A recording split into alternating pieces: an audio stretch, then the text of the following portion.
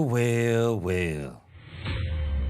And so yesterday, there was an exclusive report from Nick Harris, and Nick Harris went out there, I guess, to Corpus Christi or wherever he went to the George Pickens youth football camp.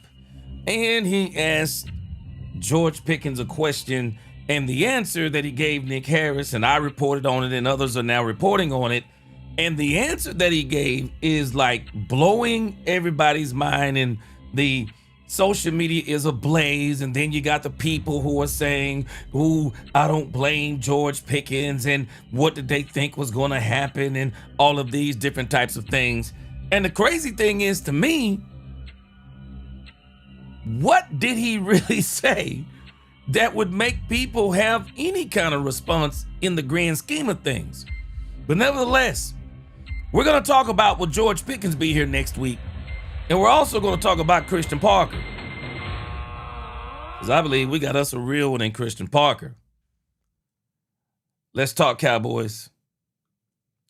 We're about to talk facts. Let's go. Thank God it is Friday. I thank God for every single day. But man, it's kind of a rainy day over here, but it looks like it's clearing up. But nevertheless, we are going to talk Cowboys. Let's go. Let's get it. Welcome, Cowboy fans and Cowboy haters alike. I'm the G, and I'm the host of Let's Talk Cowboys, where we talk facts. And as you come into this live stream, please hit that like button, share, subscribe, hit that notification bell, so you know the next time we post another video or go live. And yes, we are live on a Friday. And if you haven't become a channel member subscriber yet, join 24,000 other people. What are you waiting on? We have a lot of great content coming up this season. Now let's talk facts. Again, man, we got this thing with George Pickens, and I'll be honest with you, at this point, I don't even think it's anything to worry about. But just for the sake of a discussion, we are going to talk about if George Pickens don't show up next Tuesday. Then we're going to talk about Christian Parker. Christian Parker, I'm telling you, I said it the other day, I'm going to say it again. Parker is not a rebuild. He's not a part of a rebuild. Parker is a fast-track coach for the Dallas Cowboys. I think everything about Christian Parker is going to be on the fast track. I believe it's going to be on the fast track as far as how quick he's going to have this defense prepared. I think it's going to be the fast track for as quickly as he has this defense competing. And I also think it's going to be the fast track that he's going to have a lot of success, I believe, sooner than later. And he's going to get out of here, but not until he gets us our Super Bowl. until he helps us get our Super Bowl. Then we're going to look a little bit at Rashan Gary. And my question is are Cowboys fans underestimating Rashan Gary? Then I've had this on the list for about 2 or 3 days. But will Tyler Guyton improve? Ty Smith has some things to say about it. Then we're going to listen to DeMarvion Overshown. DeMarvion Overshown wants to be that green dot bad. So we're going to see. We're going to listen to what he says about the green dot situation, and then we'll talk a little bit about do we think he can do it. Then I want to let you hear what Mina Khimes had to say about one Caleb Downs. Man, the Cowboys, for as many times as people keep saying the Cowboys need this, the Cowboys need that, man, there are so many people out there that think the Cowboys have really done such a bang-up job that they got some players on this team that are absolutely superstars, and Caleb Downs hasn't played one down and they already think he is a superstar. We're going to talk about that, and then we're going to finish this out with player interviews, and I may have a couple of quick hits that I didn't put on the list, but nevertheless, man, we got a great show planned for the day. This is going to be what we're talking about. Cowboys fans, let's go. It is a beautiful day in the neighborhood, as Mr. Rogers used to say, I believe. Let's get this roll call on a Friday. We'll wait on everybody to come in. Ice Cold Cowboy. What is going on, Ice Cold Cowboy? Ice Cold Cowboy, you know what? I don't know if that's saying much. You say he's smarter than the Spurs coach. That ain't saying much. Cue ball. What's going on? What is going on? There will be blood. What's going on? Good to see you. Big Mouse Dog, what up, my man? Booby D, what's going on? Demetrius Noel, what is going on? Good to see you. Dak Prescott. What's going on? It's now Dak Prescott. He said, welcome to the top. He said, welcome to Let's Talk Cowboys, where we talk facts. Come in, hit the like button, let your opinion be heard, and also please keep the chat clean. What's up? What's up, Stress Scott? Carl Williams, what is going on? Good to see you today. Davion Wallace, what is going on? Good to see you. Yo, man, let's get this thing going. Let's do this. What is going on? Michael Smooth, what up, Michael Smooth? Jacob Jackson, Incognito. What is going on, man? Good to see everybody. And the music stops. Appreciate everybody.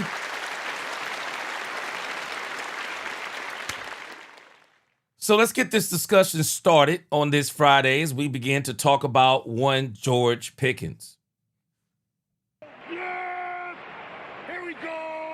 You know, a lot of people are kind of reading into this thing with George Pickens, and I'm gonna not be hypocritical, as in I'm not reading into it either, because I am, but I'm not quite reading what everyone else is reading.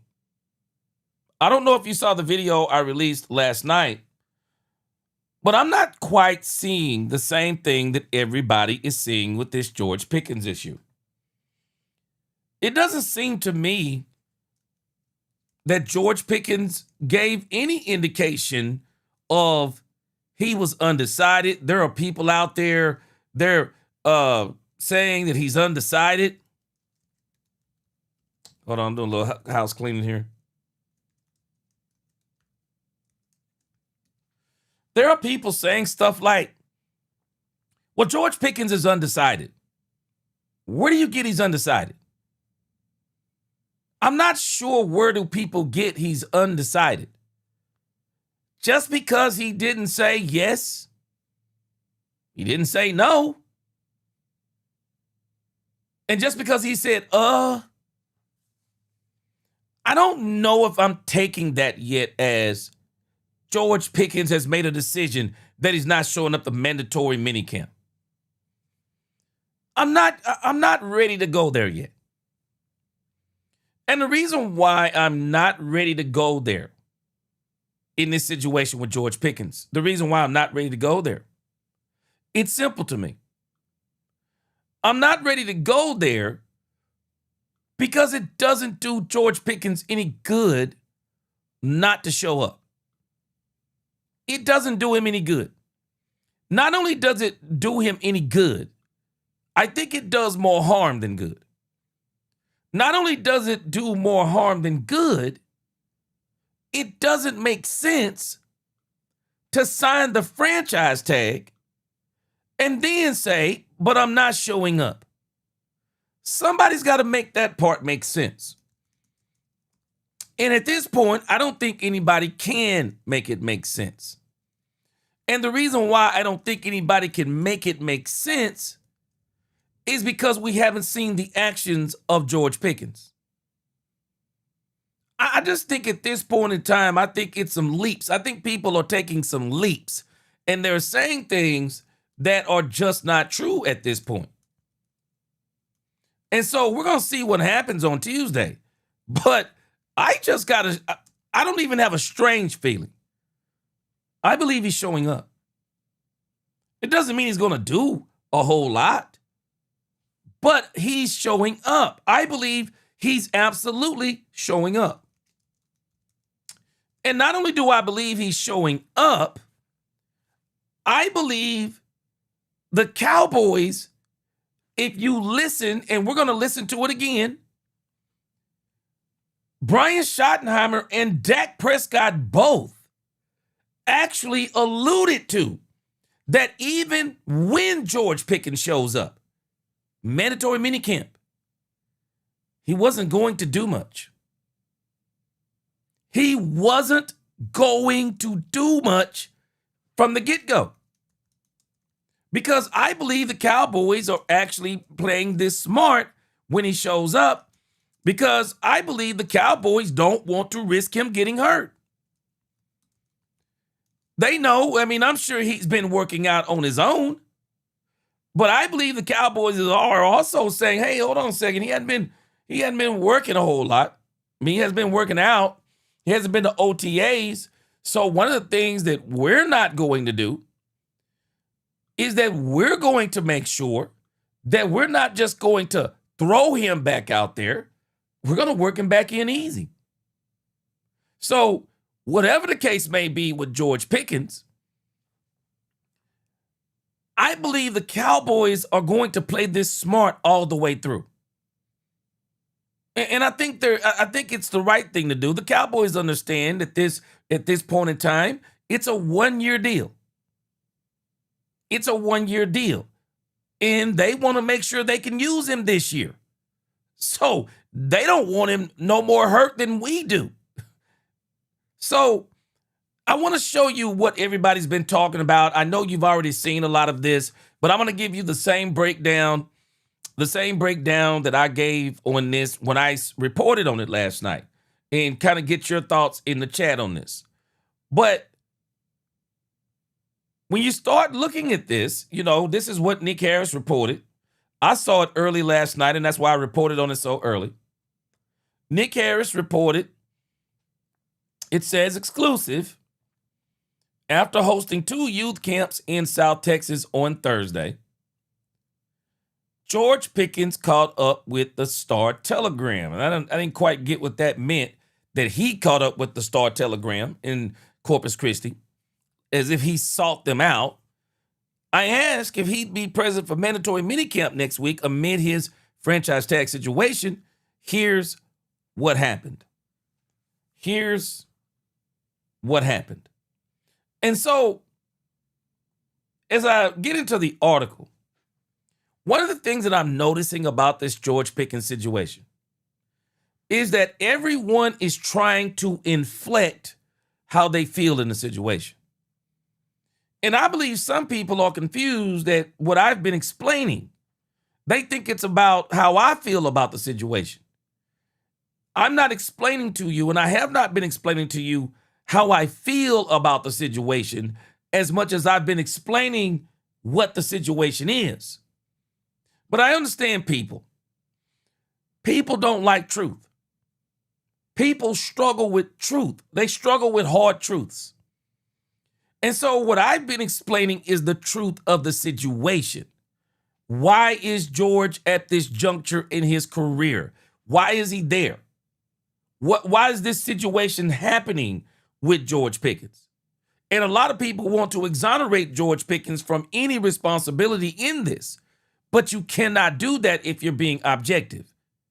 And that's what I've been trying to explain. Because my feelings, subjectively, I said this long ago. I believe George Pickens is a $40 million receiver. I believe that the Cowboys should extend George Pickens. And I've been saying, I'm holding out hope that by July the 15th, George Pickens and the Dallas Cowboys come to an agreement and an extension. I've been saying that. But it doesn't matter what I feel. Objectively, whether anybody accepts it, objectively, the Cowboys have decided that they're not going to negotiate, at least at this point in time. They've decided that. And so George Pickens signed the tag even after they told him that. So at the end of the day, you got to ask yourself, what would it benefit George Pickens to not come to mandatory minicamp? I don't understand the statement that it would make. I really don't understand the statement it would make. Because I believe in the grand scheme of things, there were some people who were already anticipating this. There were some people already anticipating this. And I just think in the grand scheme of things, and I hope George Pickens doesn't listen to the chit chatter out there. I just don't think it's in George Pickens' best interest. I really don't think it's in George Pickens' best interest to not show up. I don't. I don't think it's in his best interest. And I actually think it would be one of the worst things that he could do if he doesn't show up. I really do. I think it would be one of the worst things he could do if he doesn't show up. George has got to show up. And I believe that he is going to show up. Contrary to what people are saying and what they are reading about this article, I believe he shows up. Demetrius said, "Gee, as I've said before, we create our own evils and let every man be fully persuaded in his own mind." Yeah. Freddie El Truco in the building. What's going on? What's going on, Mr. Get Dirty? I think the issue is, George is in a situation that, and really, it's always the same. You can only control yourself. In every situation, you can only control yourself. And understand this. While you can't control everything, how you control yourself in situations, yeah, they do have a lot to do with outcome. It has a lot to do with outcome. So you got to be wise as a serpent in this situation. Demos, be better, do better. Like that name. He said, "Gee, it is good to have better representation than to be like Parsons and open your mouth to only realize you placed your foot in your own mouth." Pickens' representation did their job, and Pickens is listening. Yeah, it seems like that to me too.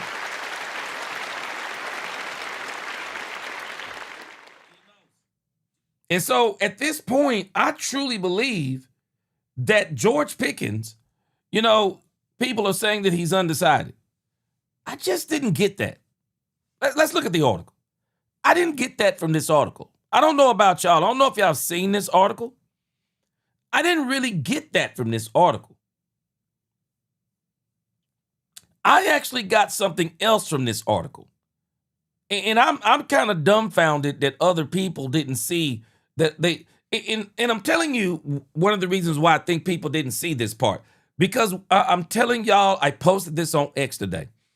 There is a group out there. They love negativity around the Dallas Cowboys. They thrive on it like vultures thrive on dead carcasses.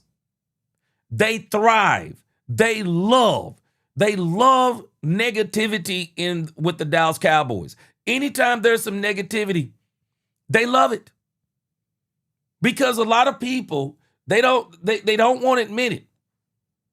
This is how they've made their living on the Cowboys. It's drama.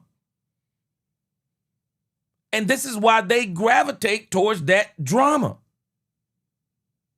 But when I'm reading this thing about George Pickens, I didn't see what people are saying.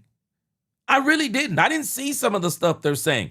I actually saw something else in this, and then we're going to see. You tell me if you get what I saw out of this. And I'm not making up what I'm seeing. I'm getting out of what he said. I'm seeing something that he said, and I think it's very important.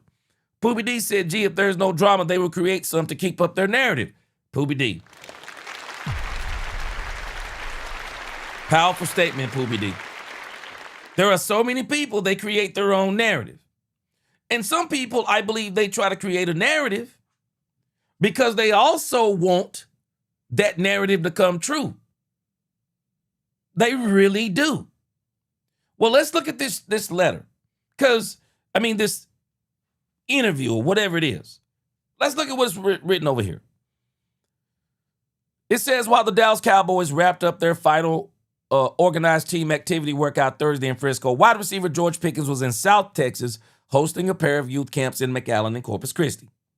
Pickens, who did not participate in the voluntary OTAs, signed the franchise tag this offseason, but is still seeking a long-term contract. So, I didn't mention this last night, but we're gonna dig a little bit more in depth. So, this statement right here is loaded. Y'all give me y'all comments on this in the chat.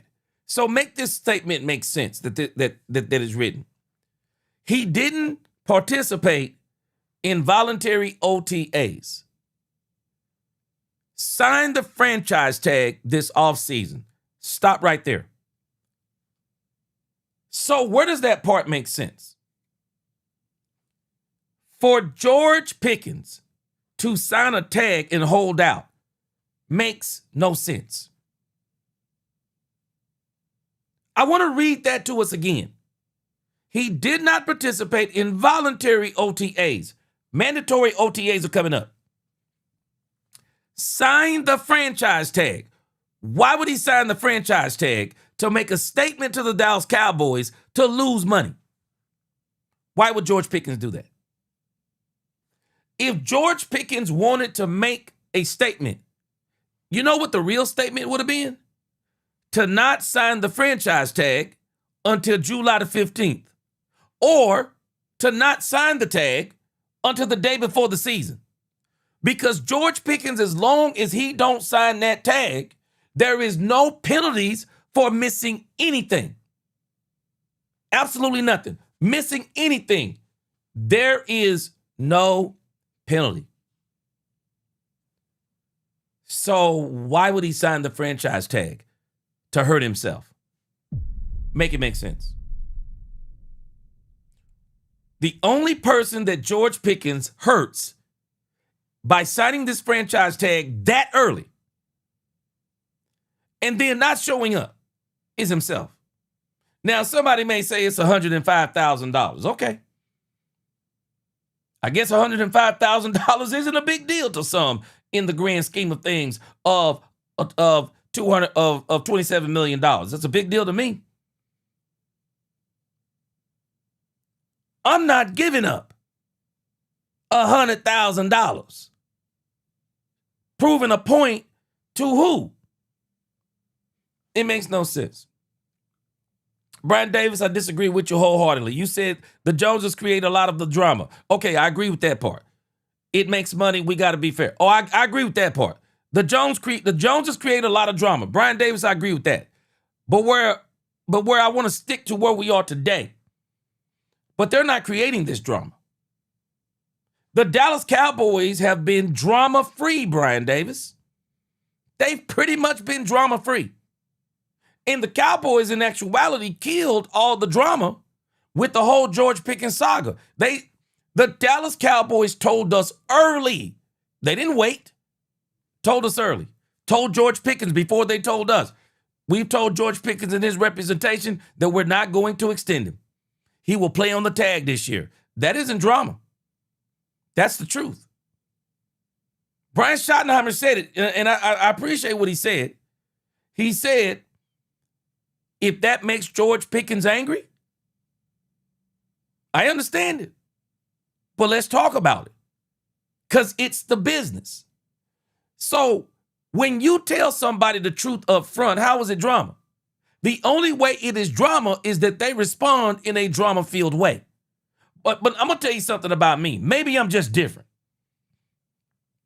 I can appreciate upfront truth.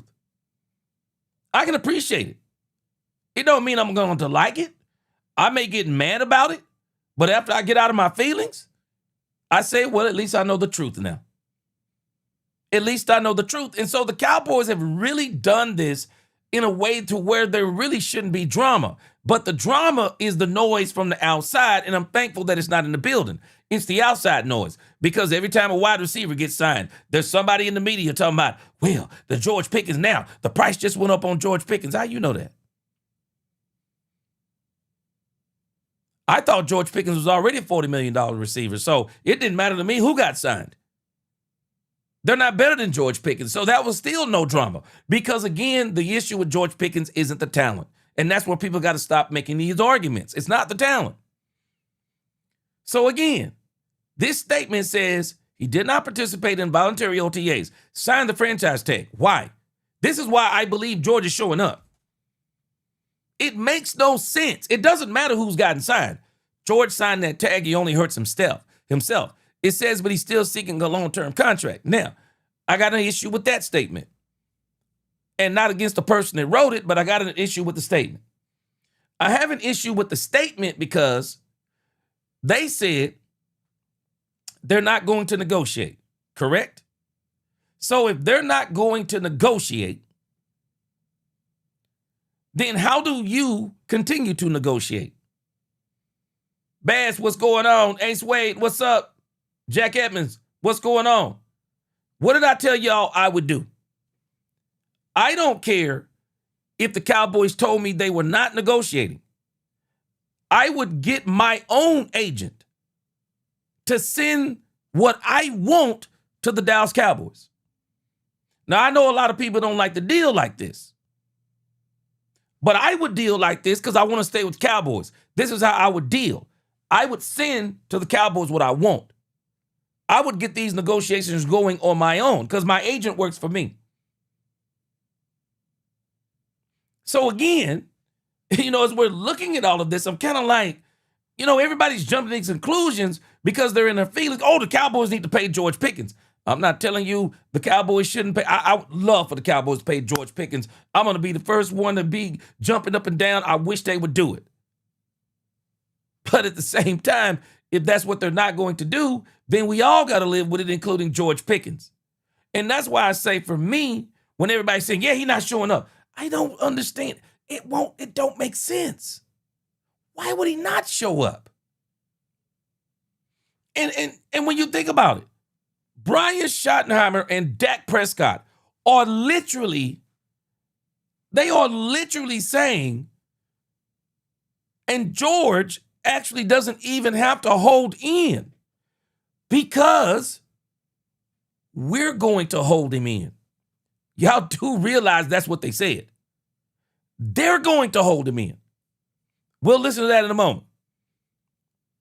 But as we read the rest of this, it says, at the Corpus Christi event, the Star-Telegram was able to briefly catch up with Pickens to ask if he planned on being present for the Cowboys' mandatory minicamp next week. His answer, Pickens gave a shrug with an before a representative of his agency cut him off to say he would not be answering any more questions. So what was the shrug? I started thinking about this yesterday. What was the shrug?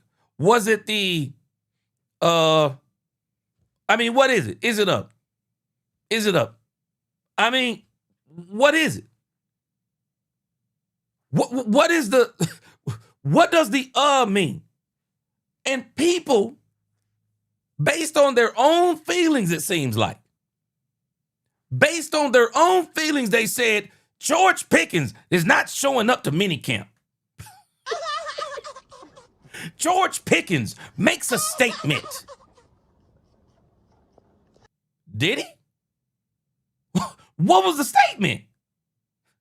What was the statement he made? I didn't hear one statement. I didn't hear one statement. Maybe George Pickens, y'all help me out. Maybe I'm crazy.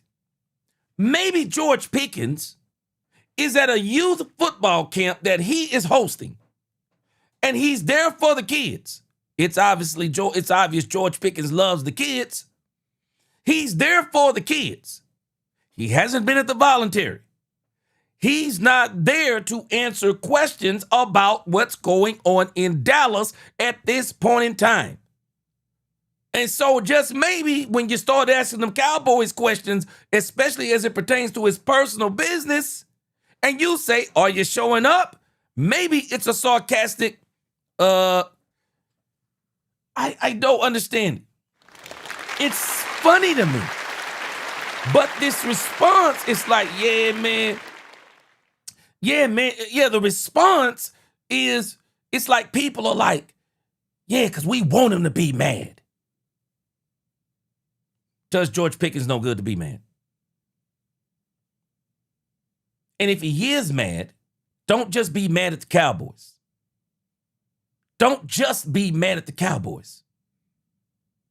Put a little bit of that blame on yourself.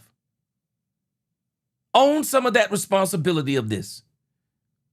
Man, I'm going to tell you something. When you find yourself in situations like this, these are the times when you say, I'll never be in this situation again. These are the times when you say that. As much as it be on me, I'll never be in this situation again. Rather than being mad at the world. Oh, yeah, this ain't fair. Man, I done told y'all. Fair is where you go to get cotton candy, turkey legs, and funnel cakes. Life isn't fair all the time. Life isn't fair all the time. So what you have to do in every situation, and that's why I teach people this stuff, control who you can control, you. Because if you get out of control, you can't control anybody's response. And sometimes a little response, a little action will garner a response that you never expected. Demetrius Noel said, gee, exactly. Who is GP going to convince that he is a different person by holding out and not showing up? The other 31 teams will see this is exactly why they didn't pursue a trade him.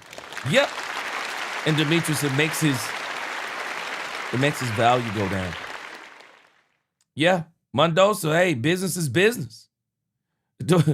Hey, the most be better, do better says, gee, 105,000, 5,000 reasons to be there on time every day, on time, especially doing something I love to do. GP will be there. I think so too. I believe he's going to be there. And I think people don't want him to be there. But I think he's going to be there. Kippy! What up, Kippy? He said, Pick ain't said ish. I agree. But wait a minute. But I think he did say something.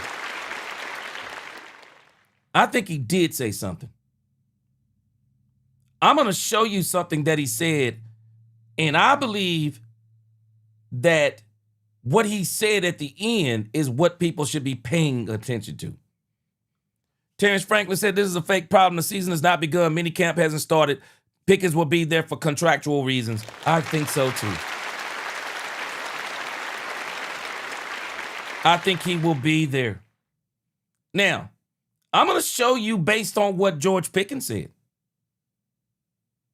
Bass said, you signed, shut up, show up. Oh, well, if he's mad. Jerry don't give a doggone. None of his team cares, neither your tag. Move on. Come Monday, he's not there. He's a fool. Should have just held out then. And Bass, that's where I am with this. Because it's George Pickens' decision. But it don't make sense to sign it and not show up. It doesn't make sense because he's not hurting anybody but himself. But I'm going to show you something that Pickens said. And people they're just glossing over this. But watch what Pickens said. It says, speaking at OTAs over the last 2 weeks, head coach Brian Schottenheimer said that while he hasn't gotten a commitment for Pickens, that he will be present, he does expect the star wide receiver to be there. Pickens' answer to the Star Telegram seemed less optimistic. Now, watch this.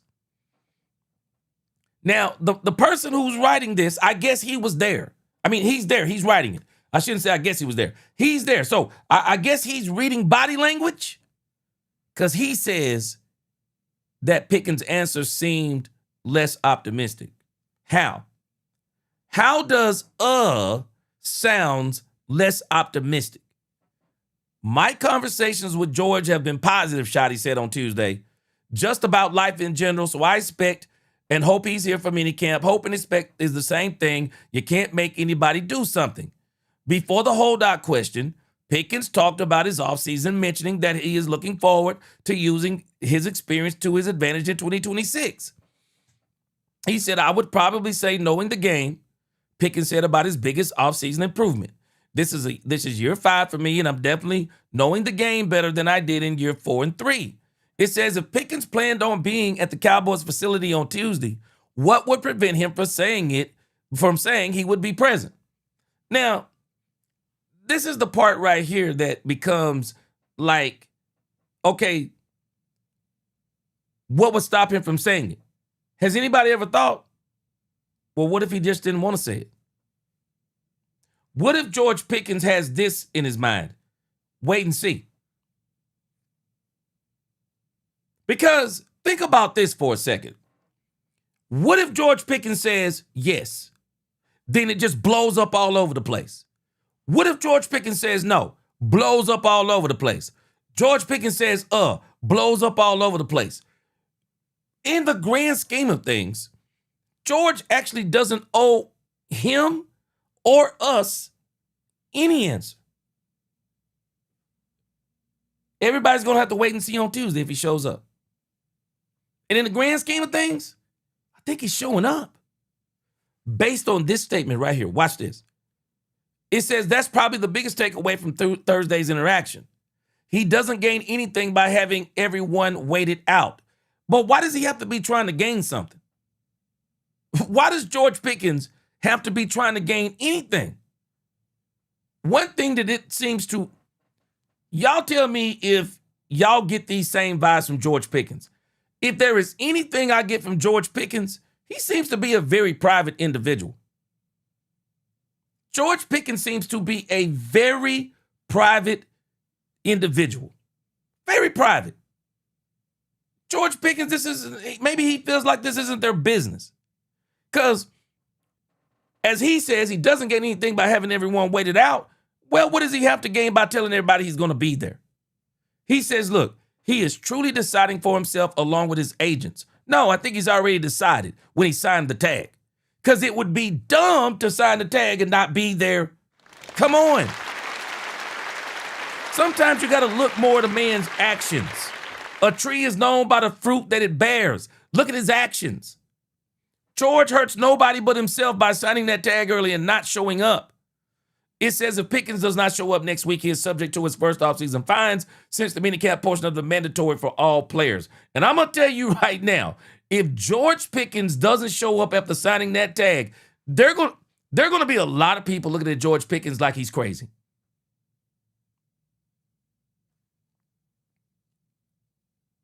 Now watch this. It says, with the franchise tag signed, Pickens has until July the 15th to convince the Cowboys that a long-term contract is the best solution. The Cowboys explicitly stated in April that they will not be offering him a long-term deal and instead expect him to play on the franchise tag in 2026. His feelings about the situation still remain unknown. I expect he'll be here, Schottenheimer said June 4th. I think he's in a good spot. I know he's handling his business.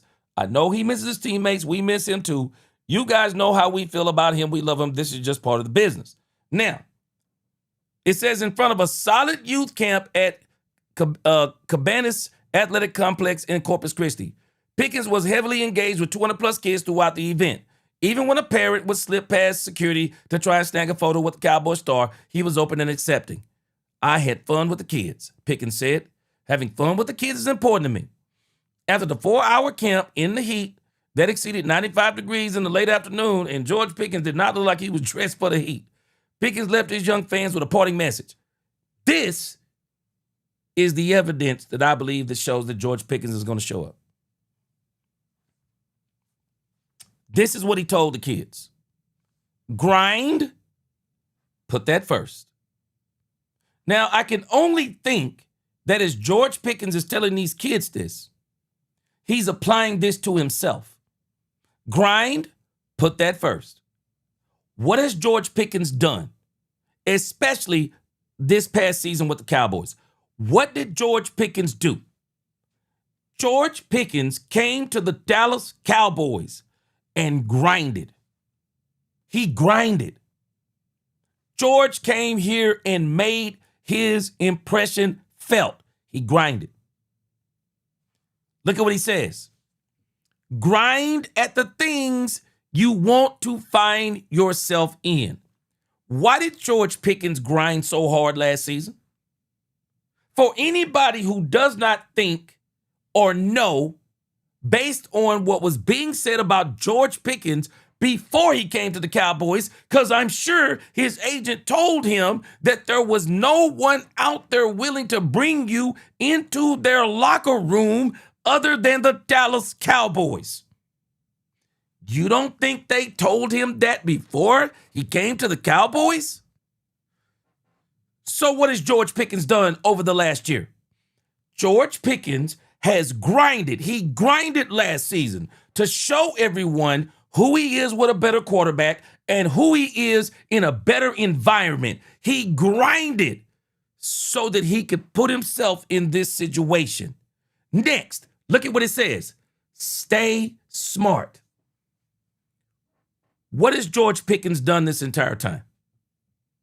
What have I been giving him credit for?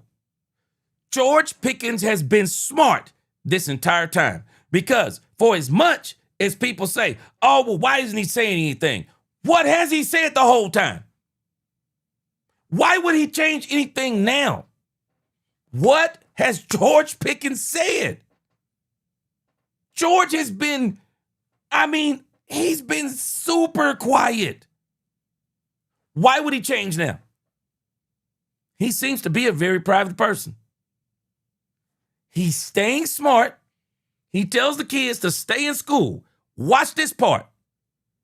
Keep the right friends.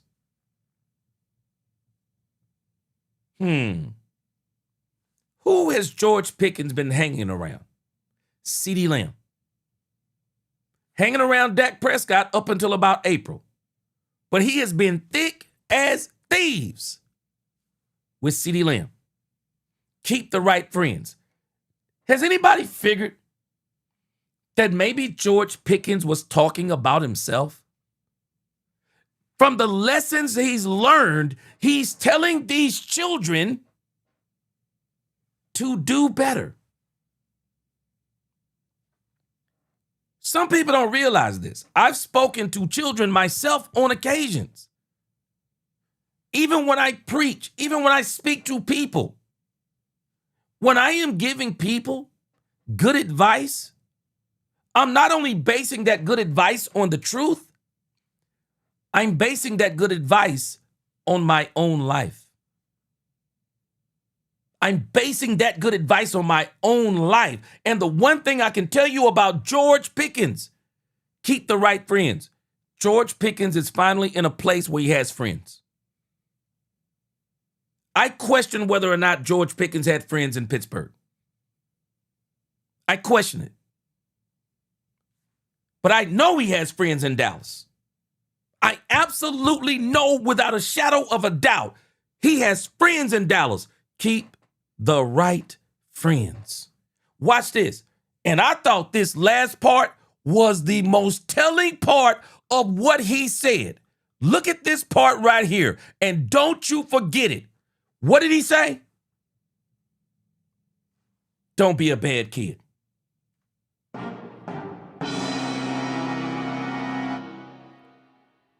He could just be saying that just to be saying it. I don't think he's saying that just to be saying it. Don't be a bad kid. What did they say at Georgia about George Pickens? Nobody ever questioned his talent. They questioned his behavior. What did Mike Tomlin say about him in Pittsburgh? They never questioned his talent. They questioned his behavior. Now that he's in Dallas, they're no longer questioning his talent. They never questioned his talent. Now, they're no longer questioning his past behavior.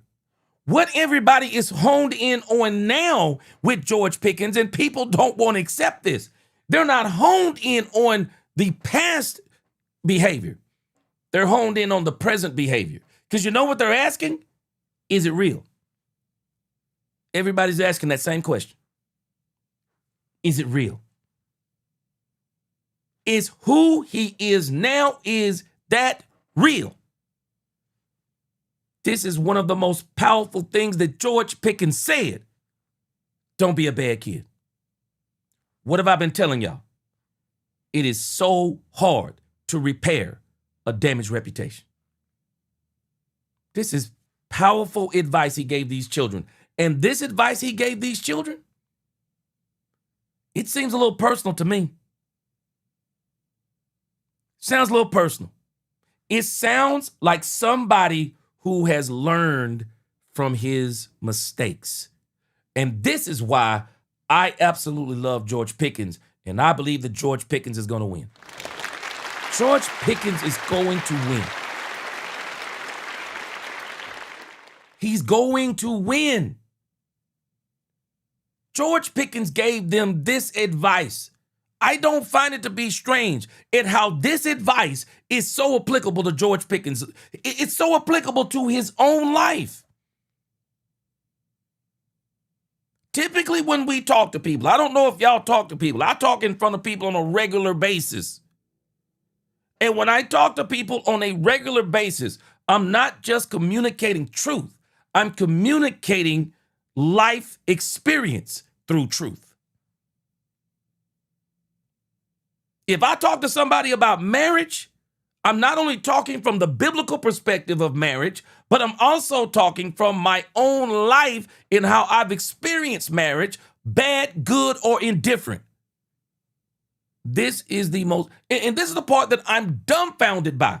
Why didn't anybody pick up on this? This is the PowerPoint of this whole discussion. What he told the kids.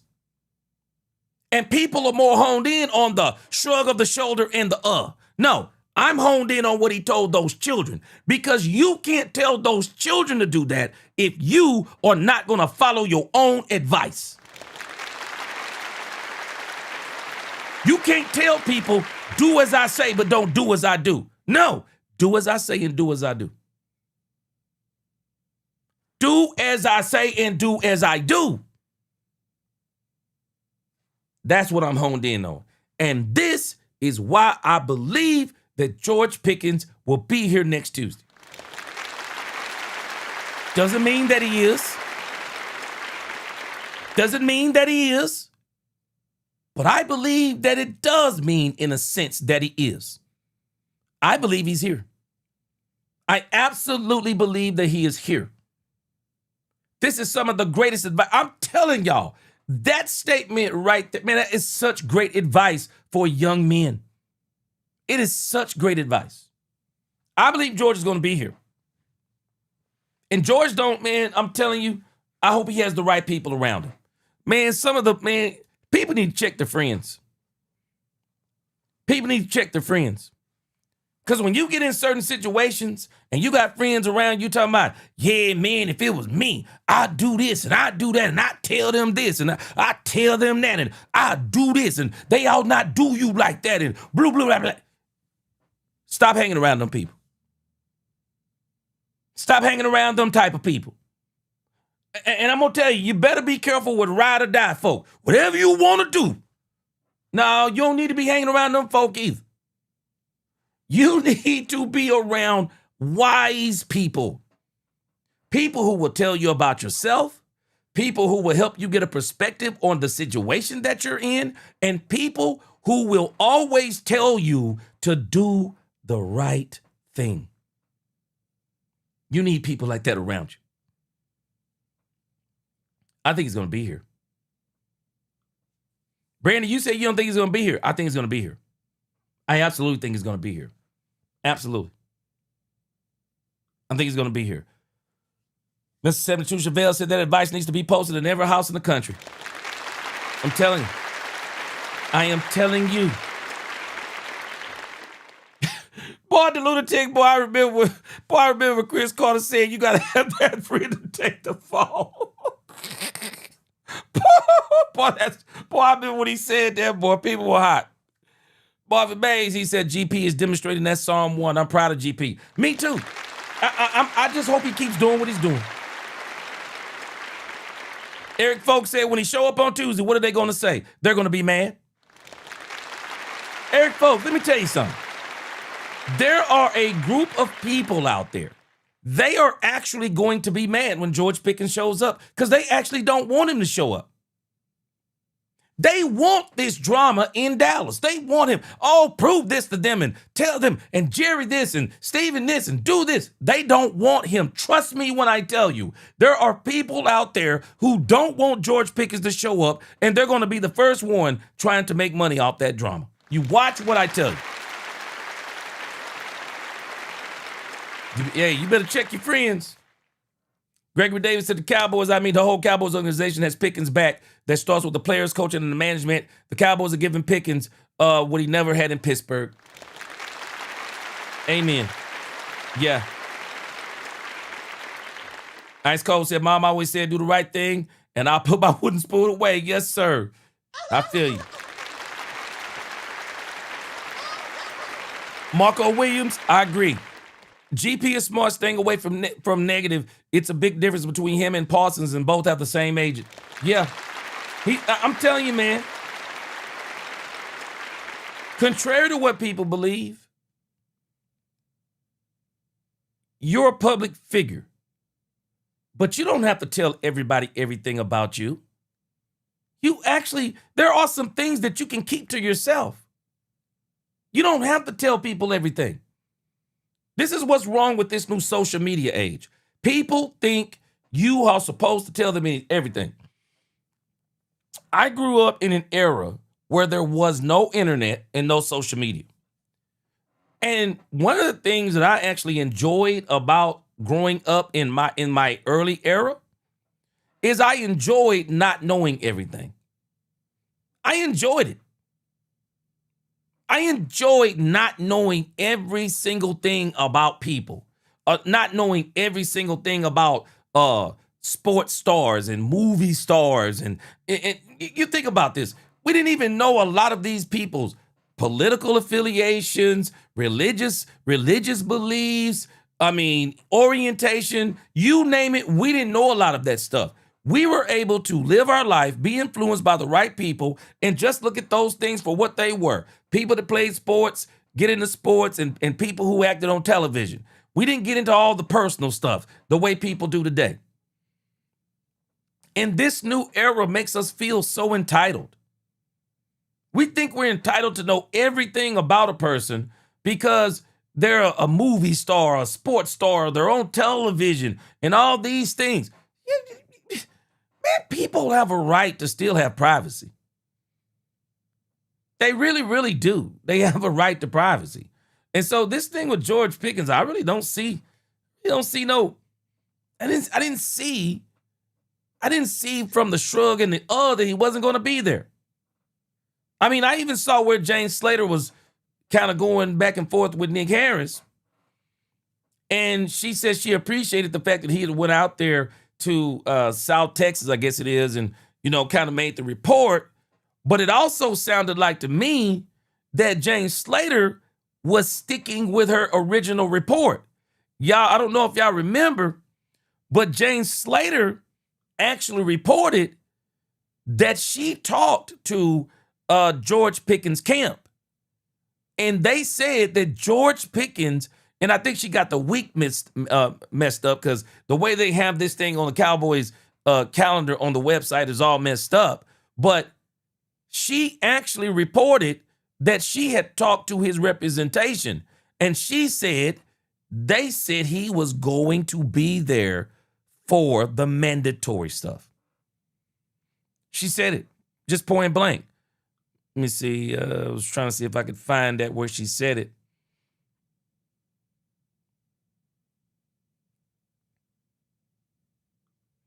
But she clearly said that she talked to his representation and he was going to be there. Now, that doesn't mean that he's going to be there per se, but she talked to his representation. I mean, what again? We're going by I don't know, we're going by a shrug and a rather than going by, what we've actually heard, or at least the words from somebody who said they talked to somebody in his camp. If in case you didn't hear that the other day. All of the time. What is not voluntary? This was Jane Slater. We want Jane Slater of the NFL Network with us on SportsCenter all of the time covering the Cowboys. Jane, great seeing you. What is the latest with George Pickens of who Coach was talking about there? George Pickens signed that franchise tag back on April 29th, Matt, but he has not been in the building this offseason, and he's not here today. You heard Brian Schottenheimer say right there, he talked to him on yesterday. He's in good spirits, and he's handling his business. But Schottenheimer also reiterated that OTAs are voluntary. I asked him, but what players are they going to miss when they're looking at this staff? They were really intentional, Matt, this offseason about making sure they had the right staff, the right new defense.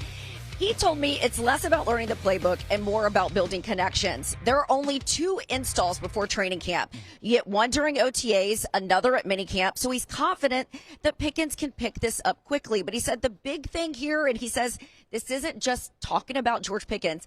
This is an opportunity for players to show their teammates they're doing everything in their power to get better at this thing. Now, This is vital what she just said. And I didn't pick up on this the first time. When she said this. And this is another reason why I believe that George Pickens is going to be there on Tuesday. I just don't think he's going to do anything. And the Cowboys have already said this. They're not going to let him do anything. Are we realizing the Cowboys are actually telling us the plan with George Pickens and we're not listening to it? He's coming, but he's not working out. So even if he wasn't going to work out, they're saying, well, we weren't going to work him out anyway because he hasn't been here. But she just said something key. 2 opportunities for the installs. I believe George will be there on Tuesday, even if it's just to be there to get the installs. He needs to be there for the installs, even if he's not running out there. A lot of people think that it's easy to miss this stuff, and because, it's just football and these guys will pick this stuff. You need to get this stuff early because you got to study this stuff. It's like anything else, you have to study it. You have to study it so that it becomes second nature, so that you're not out there trying to think and okay, where am I supposed to be? Where am I supposed to break? What is this guy doing? What is this person doing? No, you need to be in those installs. And this is why I believe he's going to be there. I didn't pick up when she said this the first time. There's 2 opportunities for installs. You want to be there for the first one so that the second one is just kind of like, okay, I'm going over what I've already know and what I already heard and what I've already been studying. You need both of those installs. You really do. For what it's worth, I did talk to a source close to George Pickens, and I was told that Pickens will be here next week for the mandatory minicamp. She got the date mixed up because I did too, because of the way the Cowboys have it on the website. But I should also point out that he has been throwing away from the facility with his teammates like Dak Prescott and CeeDee Lamb. That's fine, because Dak Prescott's his quarterback, CeeDee Lamb's his teammate, so maybe we'll keep an eye on this. Not maybe we will, but maybe he's getting some of that install in off and out of the facility. And there's Now, we've already learned from Dak Prescott. He actually hasn't thrown with him since April. What's going on, Queen? So he hasn't thrown with him since April. Poopy D said if he shows up, then the questions will be about him signing a long-term deal. And I think he's going to show up. I don't think he's going to answer the questions, but I think he's going to show up. And not only do I think he's going to show up, George is so smart. I just don't think he's going to do a lot. I don't think he's going to answer a lot of those questions. There will be blood said those so-called friends generally aren't or have never been in this type of financial situation or never will be, point blank. Yes. You got to be careful the people you have around you. And you definitely got to be careful with social media, reading what people are thinking. Man, social media gets you so gassed up. Man, social media even change your mind on logic. Man, you get to reading the opinions of a bunch of people. This is why I don't read a lot of social media anymore. I really don't. I don't read a lot of social media. It wasn't meant for us to know. It wasn't meant for us to hear the thoughts of everybody. It wasn't. You do your research and you come to you do the right research and come to the truth. Mark Davis, what up with you, Mark Davis? In Cognado, he said, good point, G. That was beautiful. Was a beautiful time. Yeah, man, it was so great. People do not understand, man. We were not designed to know everybody's doggone thoughts. We were not designed like that. This is why people have so much anxiety. They don't even understand why. Because you're always consuming everyone's thoughts but your own. People nowadays, they don't even spend time learning and they don't spend time learning and thinking and things of those nature. No. Now they get artificial intelligence to think for them. They listen to other people's opinions. And they listen to a lot of subjective opinions rather than objective opinions. People that, you got to listen to facts. You got to listen to facts and don't be driven by your feelings. Yeah, Kippy said, yeah, we had morals and principles. Yeah, I mean, we never felt so entitled. This new generation, they just feel so entitled. And this is why in this new generation, people think everybody owe them everything. They think you owe them an explanation for everything. Man, I tell people all the time when I counsel people, Man, stop. You don't have to explain yourself to everybody. Man, we do this too much. Man, stop explaining yourself to everybody all the time. You'll drive yourself crazy doing that stuff. You drive yourself crazy. Marvin Mays, why would GP report to OTAs only to possibly get hurt? Because the Cowboys are going to keep him out. Brian Schottenheimer's already said this, Marvin Mays. Even Dak Prescott said this. Dak Prescott said, yeah, even when he comes, we're not going to have him out there doing this, that, and the other. We're going to work him back in slowly. Yeah, they're smart. Yeah, we're not going to get him out here and he hasn't been, we don't know what he's been doing and, how he's been training. We're not going to get George Pickens out there and then all of a sudden he gets he gets one of those injuries that you can't see on the x-rays. They're not going to risk that. I'm just telling us now, the Cowboys aren't going to risk that. They're not going to risk a hamstring. It's business. It's nothing personal. Sorry about that. They're not going to risk a hamstring. They're not going to risk, some other fluke injury. The biggest thing for them, they want George Pickens there next week, getting the camaraderie with the team, being around the guys, being there for the install. That's what they want him there for. That's really what they want him there for. The Cowboys, for them, it's not a big deal if he's out there running around, and it's not a big deal if he's out there running around and running routes. That's not a big deal. They already know what George Pickens is. They already know what he is. He's going to be fine. You trust me when I tell you. Brandy, and again, Brandy, somebody will say she's lying, but they won't offer you the proof of where she's lying. I could tell the way Jane Slater was even talking to Nick Harris last night. She was like, you know what? You're reporting that. She didn't want to dispute him. But she's already heard from inside of his camp he's going to be there. And he's going to be there. You watch what I tell you. This is all just a lot of gargly goop made up by people. It's just a good story at this point in time. JCT Slice, I've said this. I'm telling you, I believe this. People don't want George Pickens to show up. They don't.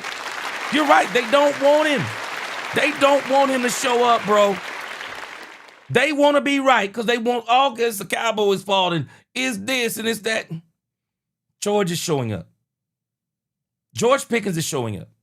There's no doubt in my mind he's showing up.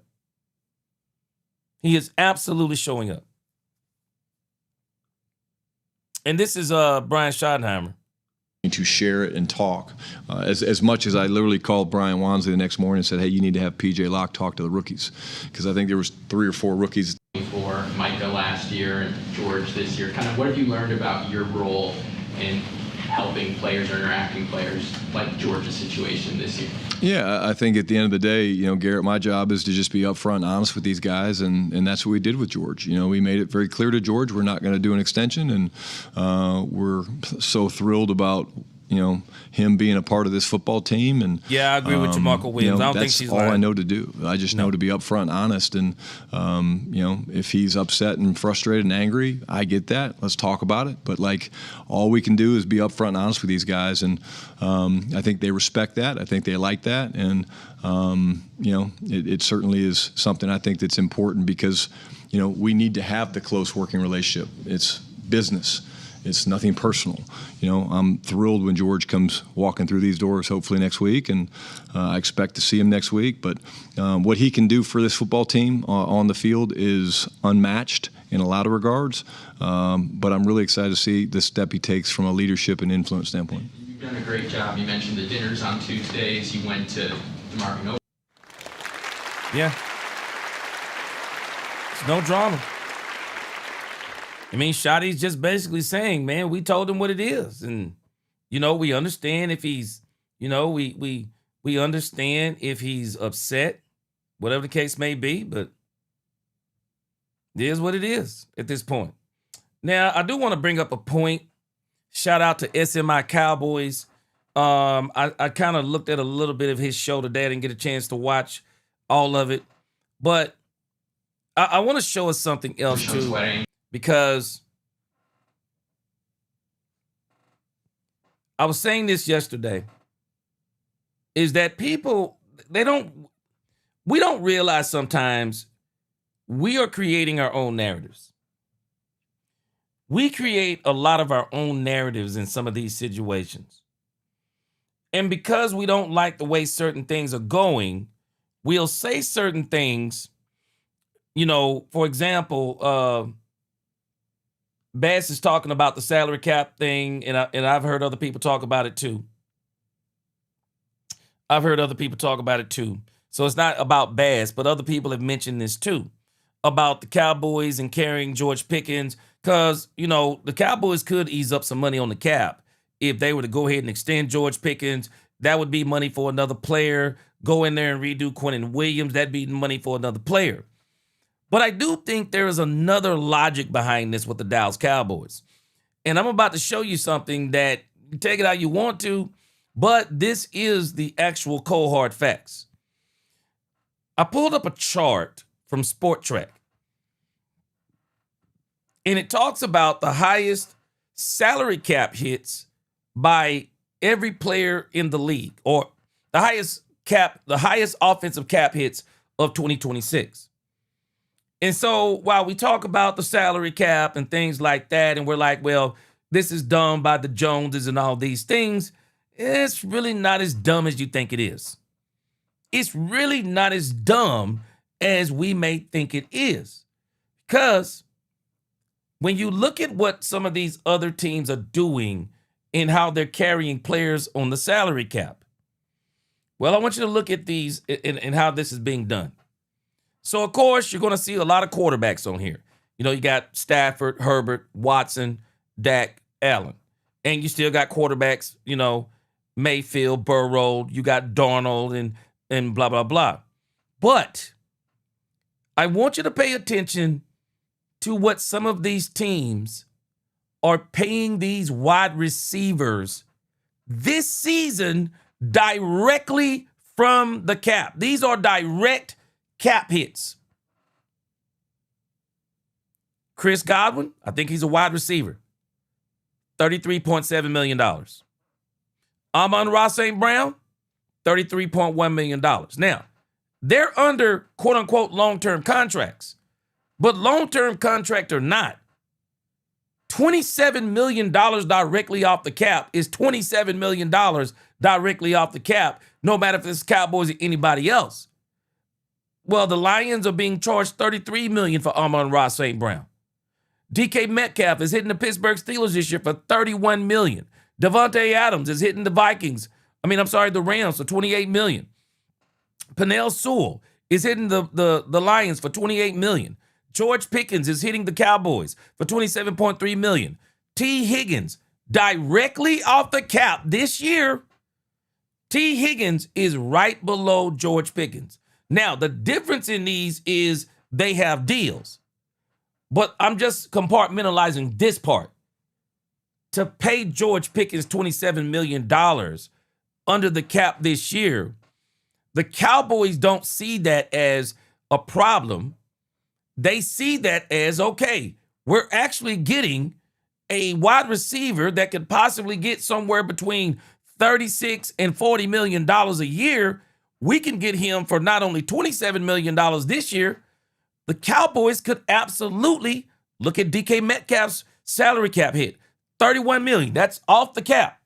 Well, the Cowboys say, well, we'll just pay GP $32 million next year. That's $60 million over 2 years. The Cowboys could easily see that as, okay, we're actually saving money even though we're giving George Pickens $60 million guaranteed. And while it may come directly off the cap, well, if we sign him to a long-term deal, somewhere in there, it's going to start coming directly off the cap anyway, because that's what's happening with these other wide receivers. T. Higgins is there, Jamar Chase is there, and you get the picture.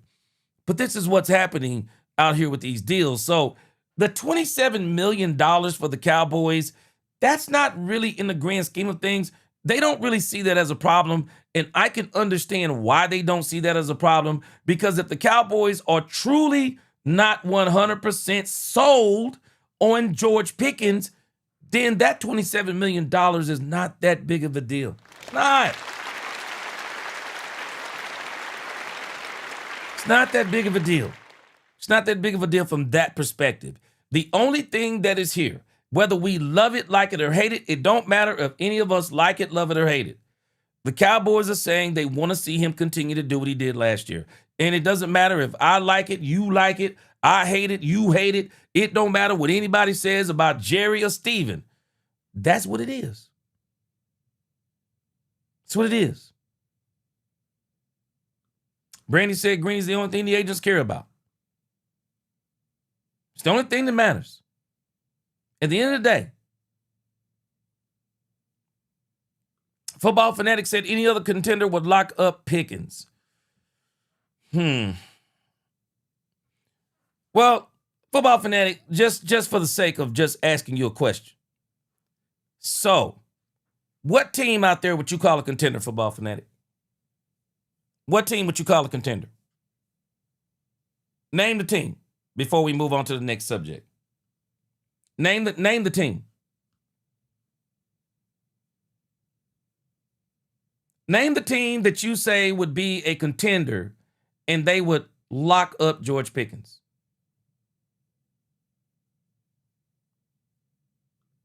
And in the grand scheme of things, Baz, yeah, they don't see it as a problem because for them, Baz, you're looking at it differently than they're looking at it. And they just saying they want to see it one more year.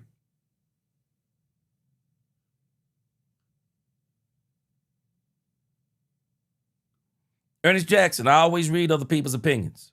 Always. I always read other people's opinions and perspectives. So I don't know if you're new. I'm not sure if you're new, but I always read other people's opinions.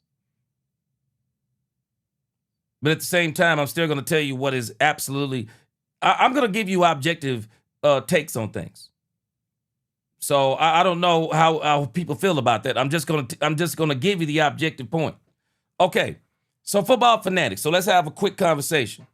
So you say contending teams, Eagles, Rams, Seahawks, Patriots, Chiefs, Bears. Ice cold. I like your point. About 30 other teams. Exactly. So now I'm going to ask all of you the same question.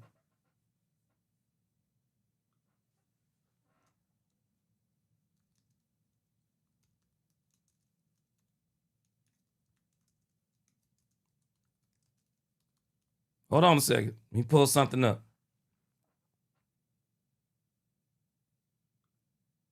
So let me give you the same. Let me give you the cold hard facts. And this is what we don't like.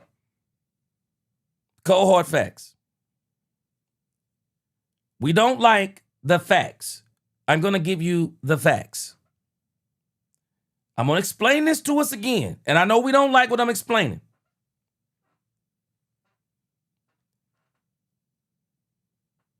The Dallas Cowboys did not have to get 2 first-round picks for George Pickens. That's the part that people don't want to discuss, but that is factual. That is factual. You can get the equivalent of 2 first-round picks, or you could literally rescind the tag, and you can take whatever that team is offering you if you think it's good enough. This is the part that people are not getting into their brain. They didn't have to get 2 first-round picks. A team could have made them a sensible offer, and the Cowboys could have said, okay, we'll take that. And the reason why I know this is a fact, because it is a fact, but the thing I want to ask you is, that if a competing team would have locked up George Pickens, can you explain to me why didn't the Eagles? Why didn't the Eagles at least? I'm not the Eagles. Why didn't the Patriots? Why didn't the New England Patriots at least pick up the phone? Why didn't they at least pick up the phone and say, Dallas, we're not giving you 2 first-round picks. We're just not doing it. But I'll tell you what we will do. we'll give you a first-round pick. Let's just say for the sake of argument, we'll give you a first-round pick and Christian Gonzalez. Why didn't they make that offer? They could have made that offer to the Cowboys for George Pickens.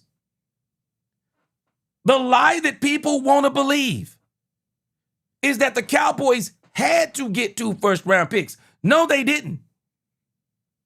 No, they did not have to get 2 first-round picks. The equivalent of, or rescind the tag and then say, hey, what are you offering?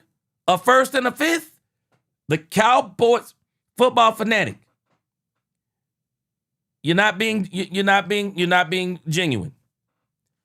Football fanatic. We do know that they didn't do it because you cannot keep those type of secrets in this league. You know how I know you can't keep those type of secrets in this league, football fanatic? I just got to give you the facts. See, we argue, and no offense to you, football fanatic, you know you're my guy. But we don't like to hear truths that go against what we want to believe. And the reason why I know that what I'm saying is true, unless it comes out later, but look what has already come out in this article. The Rams offered first-round pick for A.J. Brown. You actually believe, with the Dallas Cowboys name attached, somebody gonna try to tell me with the Dallas Cowboys name attached to any player that if somebody would have came to the Dallas Cowboys and made an offer for A.J. Brown, somebody gonna try to tell me that we wouldn't know that they made an offer for George Pickens. Stop it. Come on. Y'all gotta do better than that with me today now. Y'all got to do better than that with me today. Man, you can narrowly keep secrets when the Dallas Cowboys is attached to any player. Any player. How? How do you keep a secret when it's a Dallas Cowboy, when the Dallas Cowboy name is attached to it? How? You cannot do it. If somebody would have made an offer for George Pickens, we would have known it, or we're going to find out. But I can tell you this. You know how I know? You know how else I know it's true? You know how else I know it's true? Let me give you another fact. Or at least this is what they said. This is what was reported. That's what I'll say.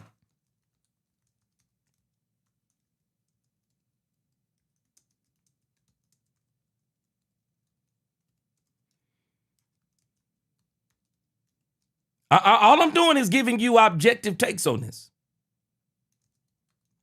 And all we're going to do is when I show us this stuff, we're going to say the same thing. We're going to come back and say, well, I don't believe the person, or how do we know, whatever the case may be. The same way we know every doggone thing, because it's the Dallas Cowboys, and people don't keep things quiet around here. It is well known. This was reported that George Pickens, let me get the right one. George Pickens and his camp, before they signed that extension, before they signed that tag, at least this is what they're saying, they went out there and seen if they could get their own trade. And it didn't happen. Why not? Why didn't it happen?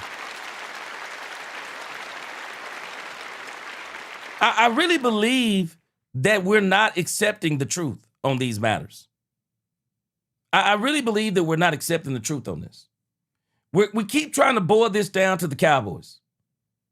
This is not the Cowboys only. This is not the Cowboys only. Marco said Jerry already said he's not trading GP for nothing, and I believe that. I believe that.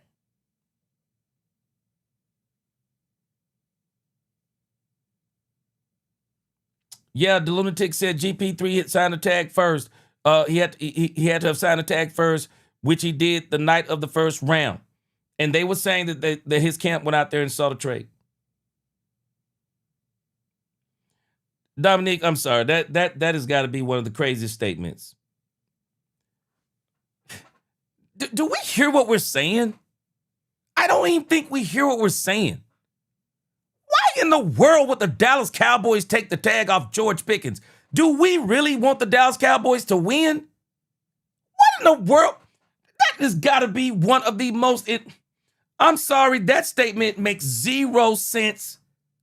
Why would the Cowboys give up George Pickens when they are the ones who gave him the opportunity to rehabilitate himself and put those numbers up, and then they're going to take the tag off of George Pickens?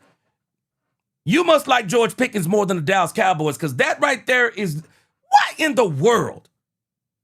Why in the world would the Dallas Cowboys take the tag off of George Pickens? This is... Man, I can't. It makes zero sense. It makes absolutely zero sense.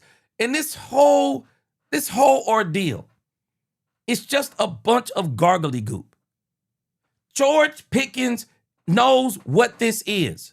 And that's why George Pickens is showing up on Tuesday. Bottom line, George knows what this is. George Pickens knows what this is. It's business. Man, come on. Take the dude off the tag. Come on, man. Come on, man. Oh, my gosh, man. That's just... Oh, my gosh. Man, ain't no doggone way.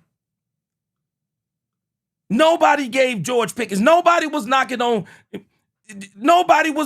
George Pickens' door before the Cowboys gave him that rehabilitation. None of them. They all could have had George Pickens. This is crazy talk. Bass. No, this is crazy talk. Where were they before? Where were they, Bass? Where were they? Where were they before the Cowboys gave him an opportunity? This don't even make logical sense. It doesn't even make logical sense. And again, you're still going against logic. The Cowboys didn't have to take, as a matter of fact, as I keep saying, they didn't have to get 2 first-round picks for George Pickens. If you can't understand that, the discussion is over. They did not have to get 2 first-round picks for George Pickens. If you don't understand that, the discussion is over. They could have made any kind of offer they wanted to. They didn't. They didn't. And they made sure they said that over and over and over. There was nobody interested. People don't understand what it means when it says nobody was interested. They didn't make any kind of offer. Why didn't they make any kind of offer? That's the part people are... If you can't understand what I'm telling you, then this discussion don't make sense. If you don't want objectivity and if you don't want truth and logic, if you want to talk your feelings, the discussion don't make sense. It makes zero sense. It makes absolutely zero sense. It's zero sense. No, where were these teams before the Dallas Cowboys gave them an opportunity? Where were they? See, we don't want to deal with that logic. There's a reason why George is in this situation. Because nobody wanted him before the Cowboys got him. How do you get a player like George Pickens for a 3rd-round pick? You think it's because it's the Dallas Cowboys? Stop it. Big Mouse Dog, I've already made this point. Pickens camp didn't want to negotiate when he first came to Dallas. The Cowboys won't negotiate this year. Could that be tick for tack? I've already made that comment. People don't want to hear truth. People don't want to hear truth. Dominique Pittman, you got to be in your feelings because you're not telling truth. Everything you said keeps being based on your feelings. You haven't given me one iota of truth. I don't deal in people's feelings. I don't deal in people's feelings. I do not do it. All I'm giving you is truth. And if George Pickens didn't understand the truth that I just told y'all, George Pickens never would have signed that tag. Bottom line. Football fanatic. You keep making the wrong argument. I've said this over and over and over. People keep making this about George Pickens' his talent. This is not about his talent. It's not. Mike Tomlin made that argument. It's not about George Pickens' talent. It's not about his talent. Bottom line, this isn't a talent issue with George Pickens, man. It's not a talent issue. Bottom line, it's not a talent issue with George Pickens. And if George Pickens thought that if this was a talent issue, the Cowboys would have long ago. I'm telling you right now, we wouldn't even be dealing with this. If it was a talent issue, the Cowboys would have already traded him. They would have already traded him again for a 3rd round pick or a 4th round pick or whatever the case may be. We don't want to be logical. We don't want to be objective. We don't want to hear the rules, so I don't know what else to tell you. But again, I think it's just a bunch of junk.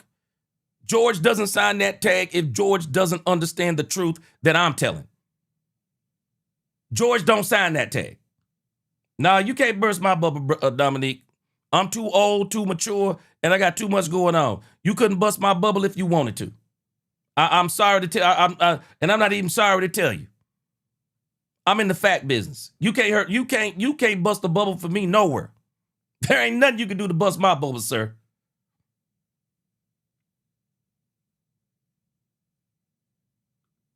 Marco Williams said, gee, my cousin had VIP. He says he's seen the defense.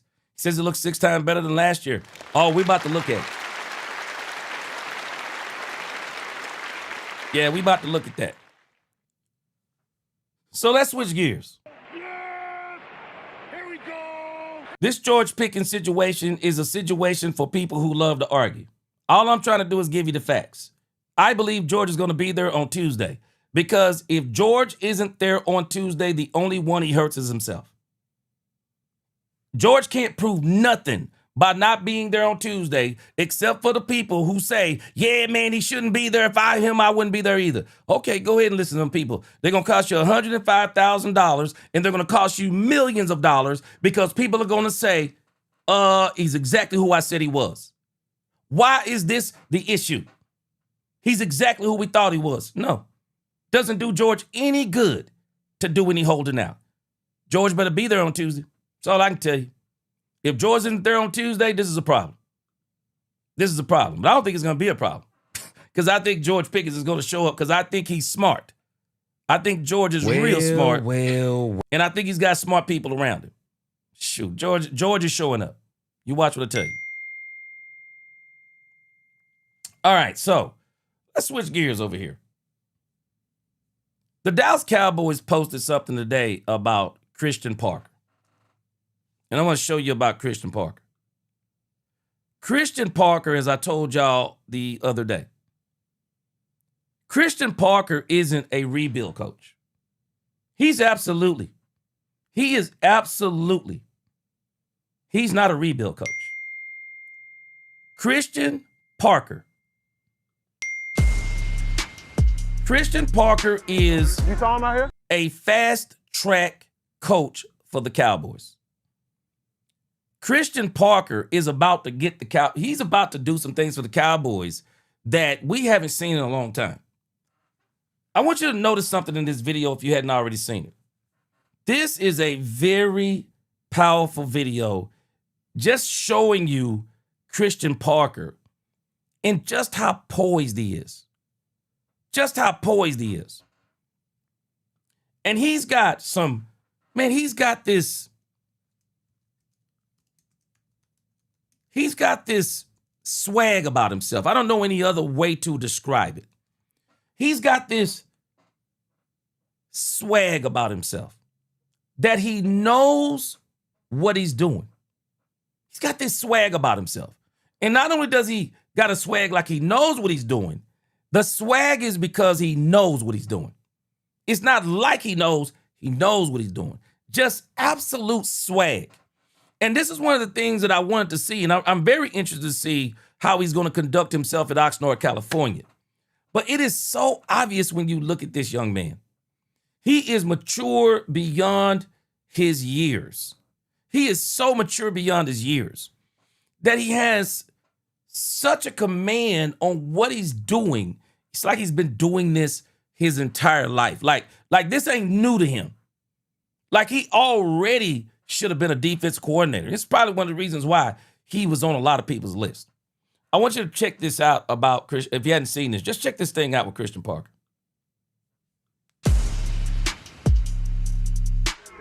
You saw him out here? I mean, he punching the clock, but you know some people, they clock into work, they just sit at their computer all day. But you know the little app you use where the mouse moves, not really doing on the computer? That's what you're doing out here. When the back comes out, you're gonna have to release him and get out there. But for the most part, if that back's away, you think standing this dude all the way underneath. All right? But you're just doing it from a different spot. The earlier you can touch him, the easier your job is. Let's roll it, let's roll it, let's roll it. Roll it, roll it, roll it.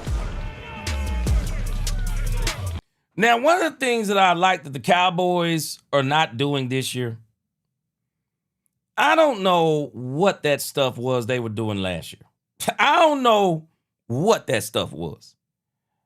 I mean, they were doing all this. I don't know. Maybe they'll do it again, but I'm liking what I'm seeing right now because it just seems to be a lot more business with the Cowboys defensively than it was last year. I mean, it just seems like it's a lot more business. It's a lot more.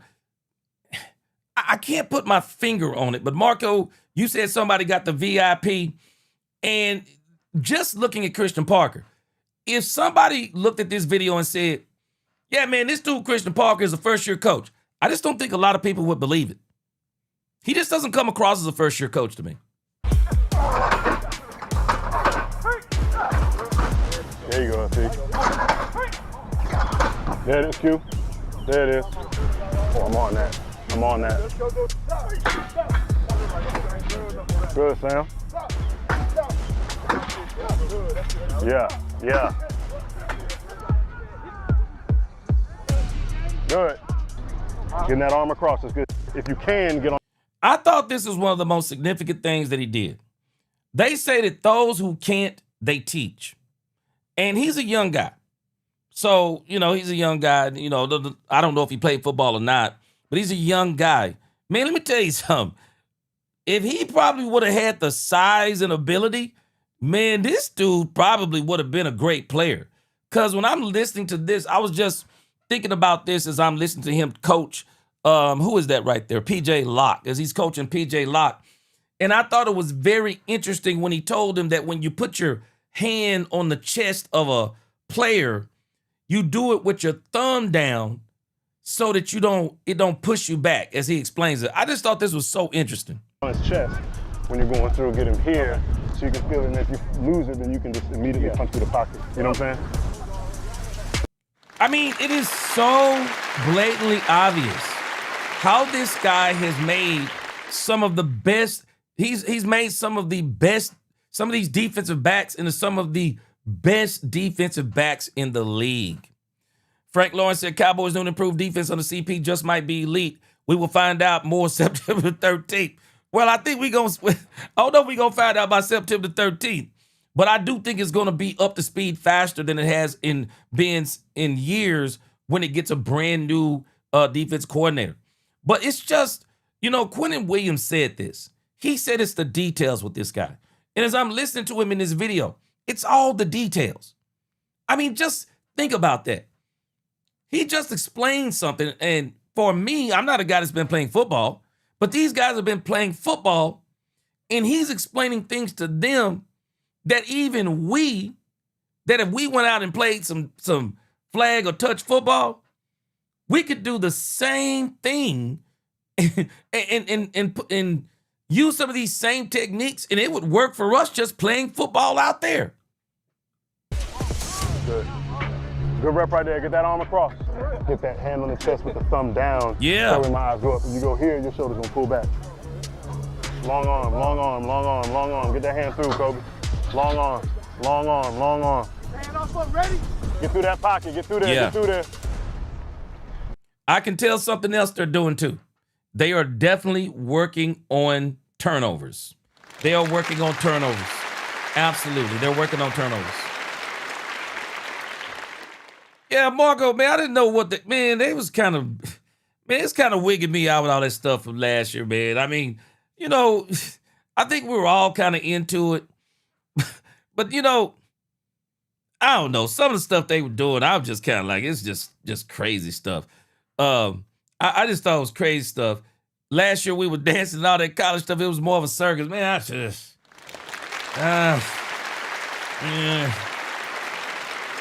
I couldn't get into it. Football Fanatic said he tuned it way down. Yeah, I know he tuned down the language. He said he tuned down the language, but I like what he's doing. Gregory Davis said Parker's learned from the best, absorbing knowledge. Waited on his time. This is how Shotty did it. Also, excellent hire. Both learned from the best. Yeah, and the thing I like about Christian Parker, man, he's so mature. Just as you watching him and listening to him, he's so mature beyond his years. He's so mature beyond his years. You can just tell the way he kind of carries himself. They got me wired up so I can't talk the way I want to talk to him. I'll say that for later. I was in the trenches with this guy. I was there when he got baptized the first time coming in the league. 21 draft class. Not saying you got folded. No, I'm saying getting introduced, indoctrinated. Came here, was dragging. You built different now. Built different. You know, I'm gonna tell you something about Javonte Williams. I really think Javonte Williams may actually be better this year. I mean, what he'll be now, 2 years removed from that injury? Man, he might even be better this year. I still say they got somebody on that team, if they're not going to go outside, which it doesn't look like they are, Jaden Blue and Phil Maffa, they have got to take some of the load off of him. They got to take some load off of him. Carolina, man. They got me wired up, so I'm gonna try to be not saying anything crazy. Well, I'll do my normal talking. I'm gonna be myself. I ain't gonna say nothing crazy. All right, so all I want you to do is just clean feet. You're just working lateral, okay? So you really want to just tilt, just get this foot inside as much as possible. All right, boom, boom. All right, then kick. All right, and then kick out. Boom. Yeah. 3 kicks out? Yeah, 3 kicks out. Yeah, perfect. Boom. There. Perfect. There you go. Man, this guy teaches football, man. He does. What up, 817? You dig? Man, this man teaches football. He teaches football. One of us could learn how to play from him. I mean, we're not going to last out there on the field. I mean, we ain't going to last out there on the field. But, man, this dude teaches football, man. There you go. Keep those feet clean and use your length. Use your length. Boom. You don't have to have, boom, boom. There you go. 34-inch arms to use your length. You just got to have timing to strike. It's just like you boxing. Before it gets really up here, you're going to throw that check, you're going to throw that jab to keep him off. Yeah, I agree right? with you, Gregory so Davis. Yeah, he's focused on mental toughness, technical like skills. He starts dancing, I'm just going to throw it. If we're just trying to just mirror with our hands behind our back the whole time, we're at their mercy. You know what I'm saying? He knows where the ball's going. You got to use your feet, which you got good feet, but you don't want to have to use only that. Use your weapons. Yeah. Perfect. Exactly. Good. Yeah. Yeah, I like that. It's great. Let me read this. The Lunatic, he said GP3 will show up, but Demo as Mike, okay. It looks like they're going to give him his opportunity. You know what, though, the Lunatic? I'm going to tell you what I think the Cowboys are going to do. I believe that they're going to continue to rotate that Mike position. And then I think during the preseason, which, you know what, I don't even know if he'll play during the preseason. But I do think that they will let other guys get a hold of that in the preseason. So for Demo, I think it's going to be more in Oxnard, California in some of the scrimmages. They're probably going to see what he does. And then with some of these other guys, they're going to get a little bit more chance. I think they'll get some time in the preseason. So it's going to be interesting to see who gets that green dot. Who gets that green dot with the Cowboys. Frank Lawrence, I think you make a very interesting point.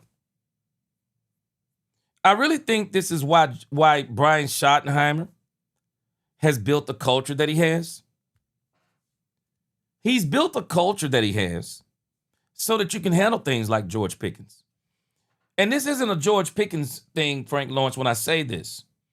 But you really can't let players hold you hostage. Now, Dak Prescott can hold you hostage. But Dak Prescott ain't going to do something like that. But you know, you really got to be careful. And this is why it's so important to build a team. And now I'm realizing, and I'm like, I didn't think this before, but Frank Lawrence, I'm kind of like,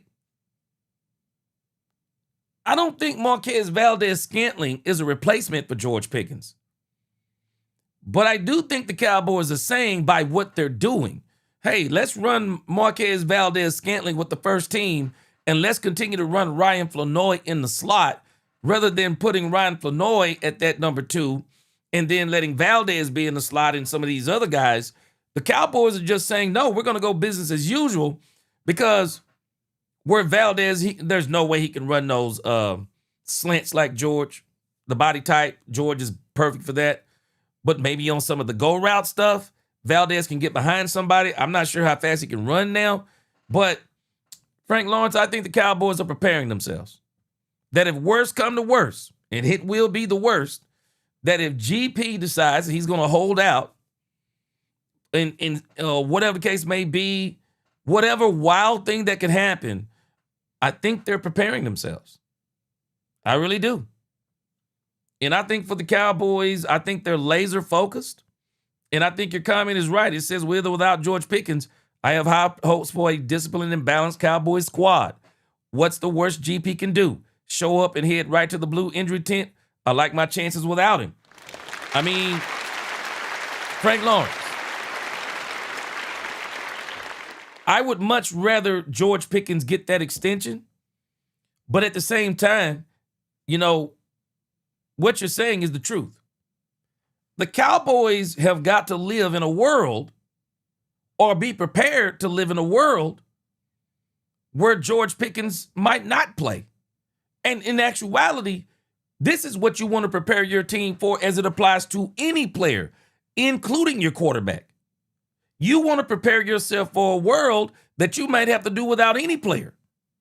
Because we've already been seeing the Green Bay Packers last year. They signed Micah Parsons, thought it was a Super Bowl year. What happened? He tore his knee. Jerry Jones said this last year, and everybody was mad when he said it, but it was true. Just because you sign him don't mean you're going to have him. So you got to really mentally prepare yourself. What's up, Too Cool Rod? You have to really prepare yourself to be without any player. This is a battle of attrition.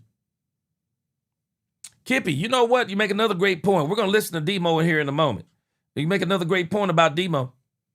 You really do. Doomsday, he said, I'm ready.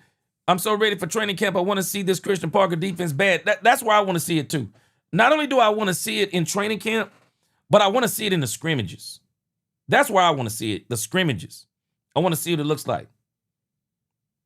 Too cool. I'm going to tell you, man, Trayshawn Holden, boy, he got a... Man, Trayshawn Holden is fighting an uphill battle. Especially if George Pickens, with George Pickens on the team, I mean, you basically take away a spot. You're really only fighting for the 4th and 5th wide receiver spot, and the Cowboys drafted a wide receiver. I think Trayshawn Holden is fighting an uphill battle. I really do. Mr. Senator Chevelle said you can't really rely on one player. Dumb thinking. Yep. And I think 72 Chevelle, I think the Cowboys, this is what they're trying to do this year. They're trying to prepare themselves for anything. This is why rather than having Joe Milton, they went and got Sam Howell. The Cowboys are trying to prepare themselves for anything. Hey, 817, you dig. I said the same thing. If this is it for George Pickens, then you got to go for broke. You got to go for broke. Doomsday said, I don't care what anyone says. This Cowboys defense up front is going to give people nightmares. I think it's going to give people nightmares all over the place. I do. I think it's so much better than it's been, especially from the safety position. The Cowboys culture has the players competing. Look at the LT competition and all of the positions. Yeah, it looks better this year. James Bowie, we're about to see it. This defense is annoying. Dak Prescott has still been doing his thing, but watch some of these plays. They are basically stopping some of these passes that Dak Prescott normally complete.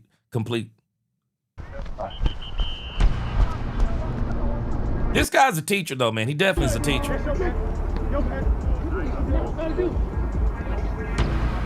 Hey, we got to be on the same page there on that one, all right? We got to be on the same page there on that one.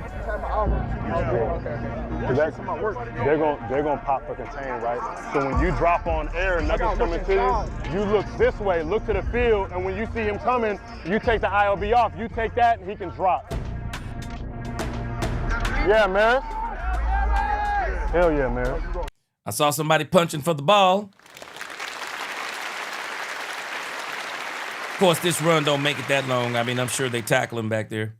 Man. Yeah. Leverage two. Leverage two. Leverage. That was you on that out route with Jake? Hell yeah. Yeah. You can get I up was in trying there. to beat him to the punch. Yeah. The punch, cause I seen him.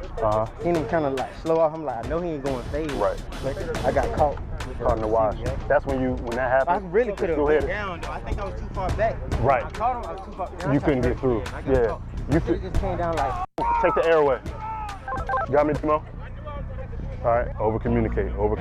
Now, this is another part that I like that Christian Parker said. He said, over communicate. I love that point. Over communicate. Nothing on Brooks, but they're going to circle the block, trust me. Over communicate. What was the problem they said the Cowboys had on defense last year? Communication. What is he saying?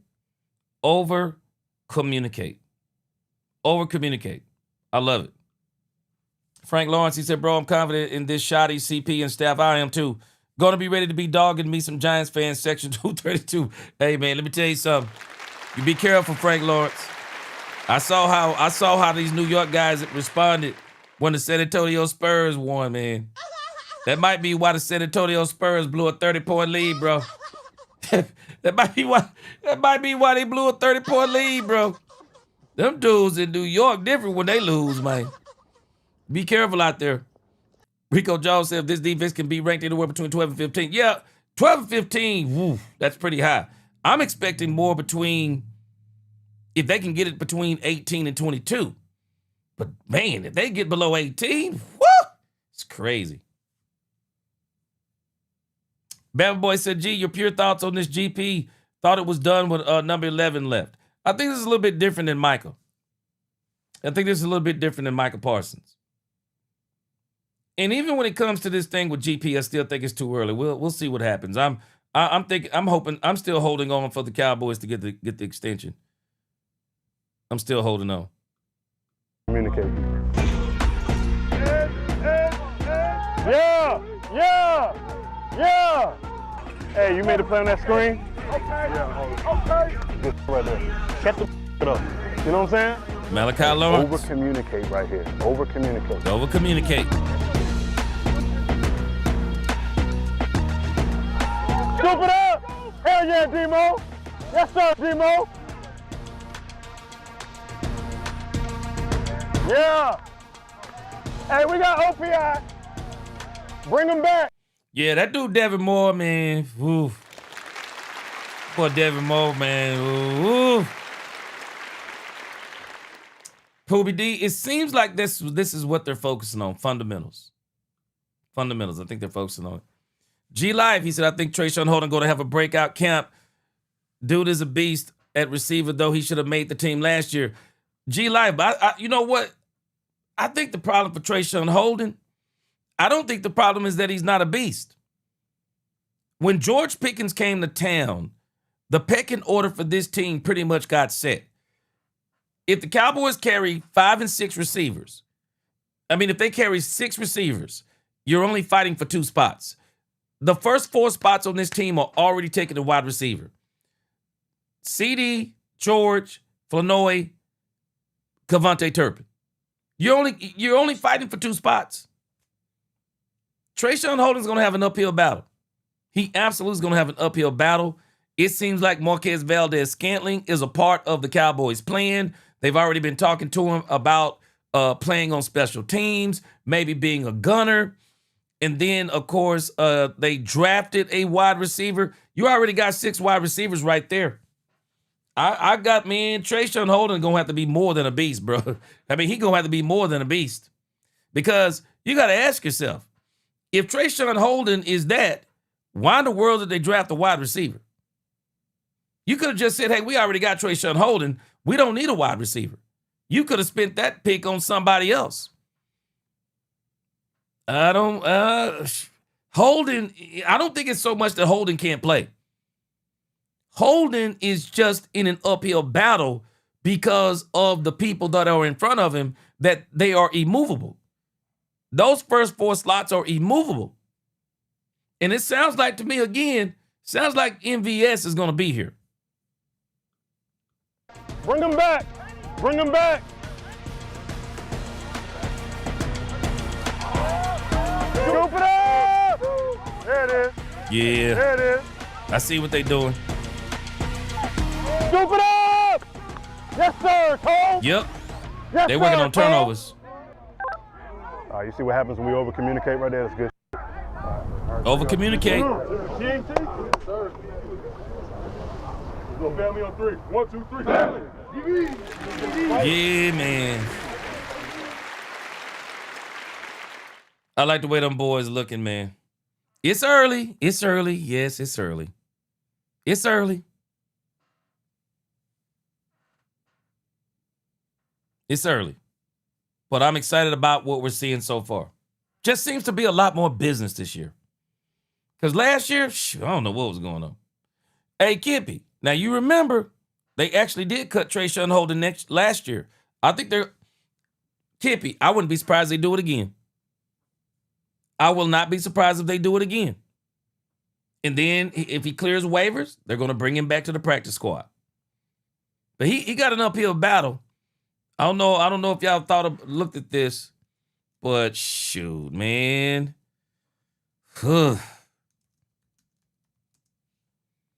This is tough. This Cowboys roster, man, I'm just telling you, this thing is going to be tough.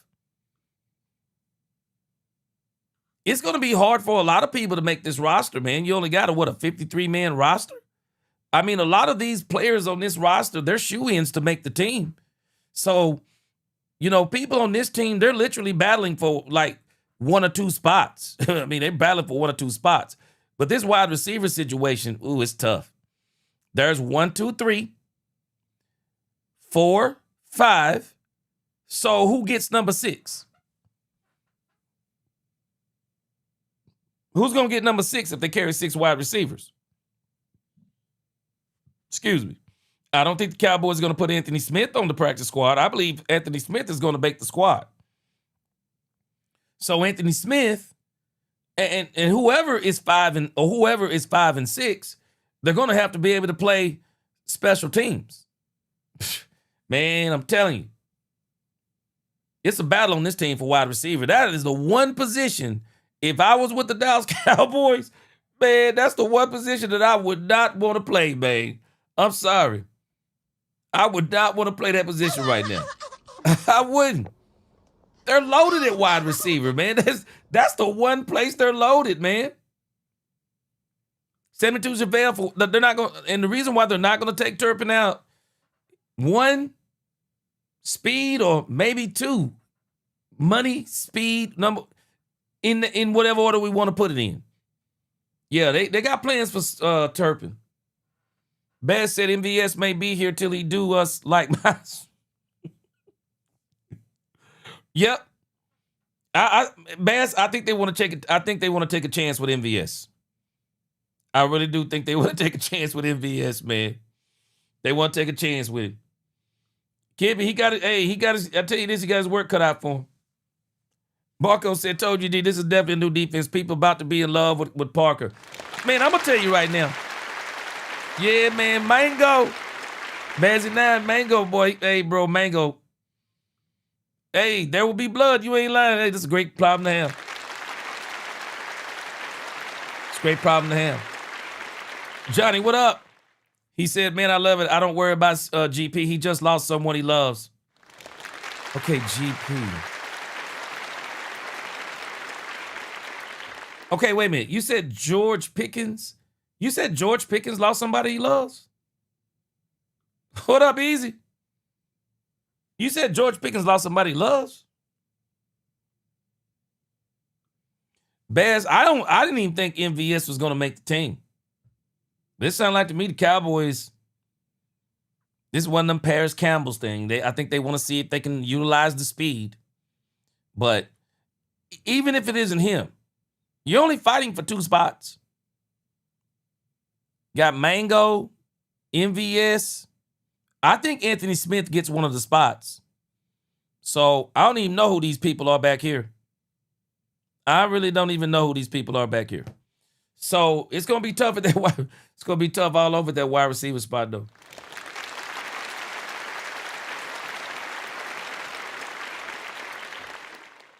Yeah, I like that. Use Turpin and Blue together.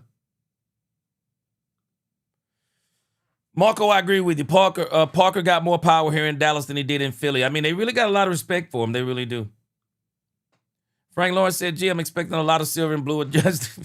Oh, it will be, but hey, man. Hey, Frank Lawrence, all I'm going to tell you is you better be careful, bro. Them New York fans, they different, bro. They different, man. Shoot, I don't know about them people over there. They different, bro. They a menace. Robert Dudley said, Jay Blue got speed too. Time to get in the mix. Yeah, I hope so. Hope so. Yeah, man, but that's it with Christian Parker, man. Christian Parker. I'm excited for Christian Parker. I just think he's going to have a very short stint with the Cowboys. I believe he's going to help us get our Super Bowl, and he'll be out of here. I think he'll be out of here. I think he's going to be, when you talk about new, young, hot assistants, if Christian Parker comes in here and gets this Cowboys defense to a top 10, top 15 defense, forget about it. Forget about it. He'll be getting a head coach offer in 2029. I think that people really like him that much. All right. Here we go. So let's go over here to another subject. I want to let's deal with this issue of Rashan Gary. A lot of people keep talking about the Dallas Cowboys and their pass rush, and people are very concerned about the Dallas Cowboys pass rush. And it seems like the worry is that the Cowboys don't really have a star pass rusher. But Rashan Gary is saying that he is that star pass rusher. And I believe that with the talent that the Dallas Cowboys have on the defensive line, I think he is going to be able to get double-digit sacks for the Dallas Cowboys. They got BT Jordan. He's going to be working with them the entire offseason, training camp, regular season. BT Jordan is going to have this entire team getting sacks, and I've already showed you this. You know, when you look at the Denver Broncos and how they did their sacks, you know, when you look at how they did their sacks and the Denver Broncos sack leaders, the way the Denver Broncos did this was the Denver Broncos had one of their players, Nick Bonito. Nick Bonito in 2025. I want you to look at how they did this. Nick Bonito for the Denver Broncos had 14 sacks. He was the only player with double-digit sacks as far as I know. Nick Bonito had double-digit sacks. Then for everyone else, they had single-digit sacks. And so I believe that with BT Jordan, the Cowboys are going to have quite a few players with single-digit sacks. The issue is can Rashan Gary get the double-digit sacks? Mike T, what's going on? Can Rashan Gary, can he be the double-digit sack guy? Can he be the double-digit sack guy? Because they're going to be able to get sacks from other places on the team. But can he be the double-digit sack guy? Bass said, I want that Denver level production of sacks they had with BT Jordan. Man, Bass, if we could just get, they had 63 and 68. If we could get 43 and 48, that would be incredible. That would be incredible. That would absolutely be incredible. Dudley, I would love to see Clowney in the mix, but for some reason, it doesn't look like the Cowboys are going to do that. Or maybe they will circle the block on him. JTX, what up? He said Rashan Gary's floor for sacks should be whatever he averaged with Green Bay, which was around 7. With Kenny Clark at DT, defensive tackle, because he's with Clark now and has Quinn next to him as well. I think he's going to get double digit. I think it'll be the first. I don't think he's had double-digit sacks. Maybe 1 year. Let me see. We looked at this the other day. Sacks by season. The most sacks he's gotten is 9.5. 9.5 sacks is the most that he's gotten. He had 9 sacks in 2023. I don't even know. They got this mixed up. He had 7. Man, I'm like, come on, man. They ain't seeing the future in here. He had 7.5 sacks last year. But I believe he was on his way to double-digit sacks last year until the Green Bay Packers defense started dropping like flies. He's got a very high motor. And so the issue with Rashan Gary is, can he be the double-digit sack guy? Because the way the Cowboys are currently constructed, and I don't know if this is how they're going to be the final product, but the way the Cowboys are currently constructed, Rashan Gary, can he get double-digit sacks? I believe between Kenny Clark and Quinnen Williams, I say you can book between what? 9 and 10. You look at DeMarvion Overshown. I think we could count him in for 2, 3, or 4. Donovan Ezaraku. Can we get Donovan Ezaraku to 7 or 8? Can we get James Houston? James Houston rushed the passer really well last year. Can we get James Houston to get us some? And then when you count in what's going to happen between the defensive backs with Caleb Downs and, Kobe Durant and all of these guys, can the defensive backfield, can they get us about 5 or 6? So you're going to really, and I really think this is what they're focusing on. I think they're focusing on a balanced defense that you can attack from all positions and you can get sacks and plays from all positions.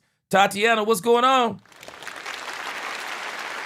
Nah, I don't think it seems like Pickens is not happy, Tatiana.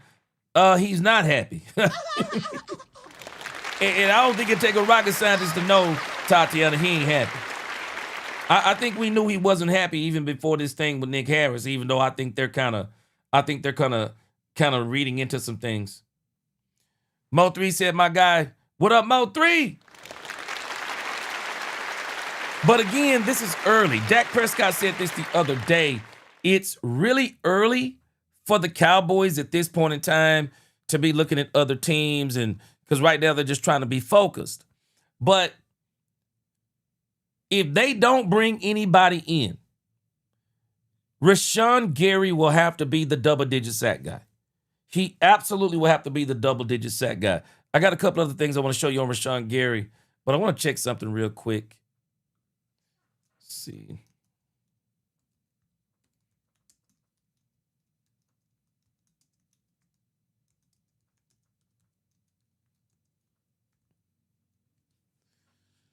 I want to look at something real quick. Okay.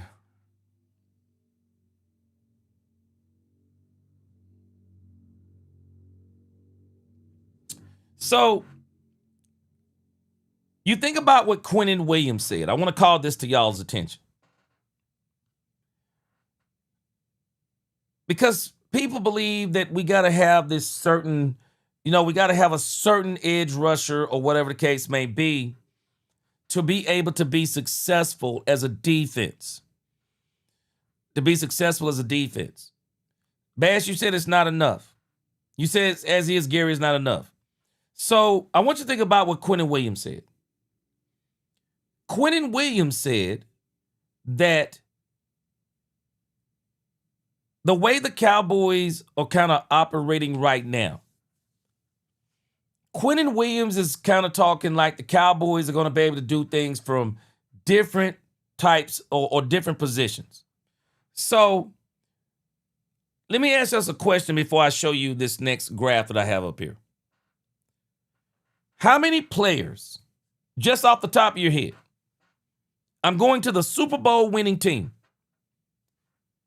How many players on the Seattle Seahawks in 2025 How many players do you think had double-digit sacks? How many players? Help me out.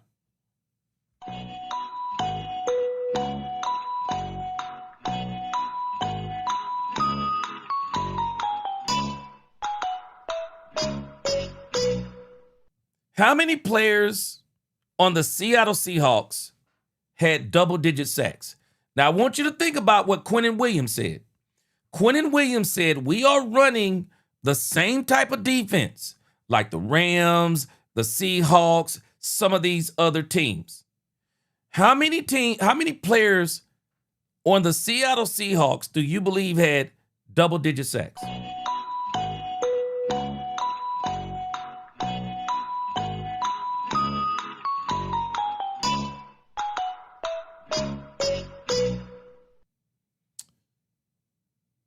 All right, let me make sure that I got this pulled up right. So hold tight.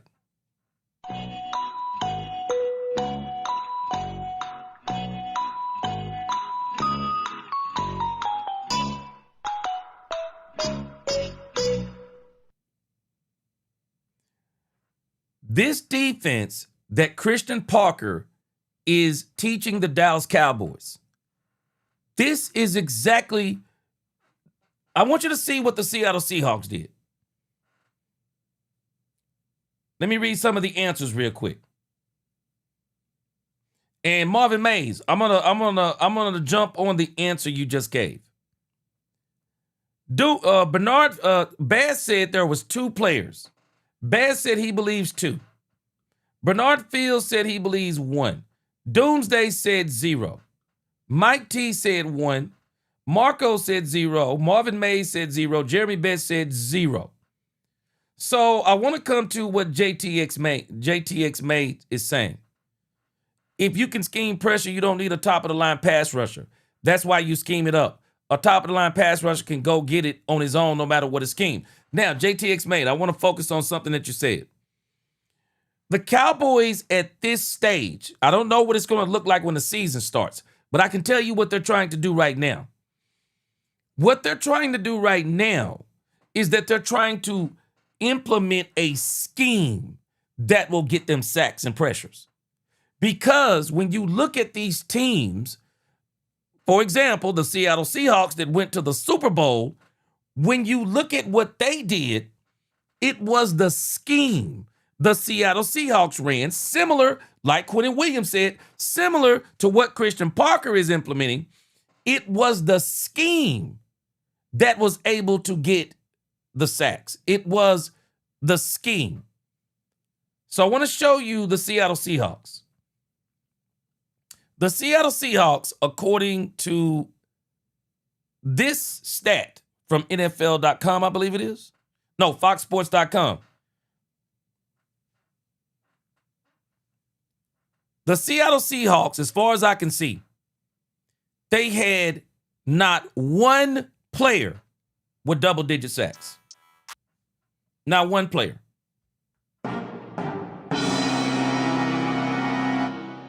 They didn't have one player with double-digit sacks. They had 3 players with 7 sacks. DeMarcus Lawrence went over there. He had 6 sacks. After you get 6, look at the sacks by everyone else. And I want you to pay attention to the positions. The next person after DeMarcus Lawrence, linebacker Drake Thomas, 3.5 sacks. Do we have a linebacker that can get us 3.5 sacks? Nose tackle Jared Reed, 3 sacks. I believe between Kenny Clark and Quinnen Williams, they're going to be able to get more than 3 sacks. Safety position, Nick Amanwari, 2.5 sacks. I do believe that there will be sacks from our defensive backs. Mafe Boye, Mafe, Derek Hall, defensive end and linebacker, only 2 sacks. Derek Hall, 2 sacks. Tyrese Knight, 2 sacks. Ty Okada, 1.5. Julian Love, 1. Patrick O'Connell, 1. DeAnthony Bell, 0.5 sack. This is what the Cowboys are trying to do. They are trying to put together a scheme. They are trying to put together a scheme that get sacks. They're not looking for as much as people have already crowned the Los Angeles Rams with the Super Bowl because they got Myles Garrett. You can go back and look at this year after year, and I guarantee you, you're going to come up with this same insane statistic that these teams that are winning Super Bowls, they're not winning Super Bowls with edge rushers who are getting 23 sacks. How insane is it that Myles Garrett got 23 sacks and you don't get a Super Bowl? That's crazy. Man, that is crazy work. That is crazy work when you think about that in the grand scheme of things. So this is why I go back to Rashan Gary. Because the issue is can Rashan Gary, because Rashan Gary got 7 sacks last year. So the issue is can Rashan Gary get 7 sacks this year, which I believe he's going to get double-digit sacks because he's going to be playing with some dominant defensive tackles. And so what Christian Parker is trying to implement is a scheme that you get sacks out of rather than depending upon one player to get those sacks. And if you'll notice, Brian Schottenheimer shares this same sentiment because Brian Schottenheimer said you are much better off when you're depending on a defense to make plays than you are with one player making plays. And this was the problem when the Cowboys had Micah Parsons. He was the only one that you had on the team that could pretty much make plays. The Dallas Cowboys defense basically came and went with Micah Parsons. When teams schemed against Micah Parsons, it was going to be a long day. And even when he did do things, we were still getting beat. We were still getting beat. So what the Cowboys have done this time, they have went, and when you look at this talent that they have put together on defense, the centerpiece of this defense are the defensive tackles. This is the centerpiece. Kenny and Quinnen. That's the centerpiece. They went and got Otito Ogbonnia. We know what they got him for. They got him to help stop the run. You look at what they got backing them up, Jay Toya. You got the Jay Toyas, the Jonathan Bullard. You know, they went and done these things. And let's not forget LT Overton. They've already said they're going to use LT Overton. And I don't think these guys back here, they're going to be camp bodies. But just keep in mind what they're doing. They're focusing at this point in time. This doesn't mean they're not going to bring anybody else in. This doesn't mean that they're not going to bring anybody else in.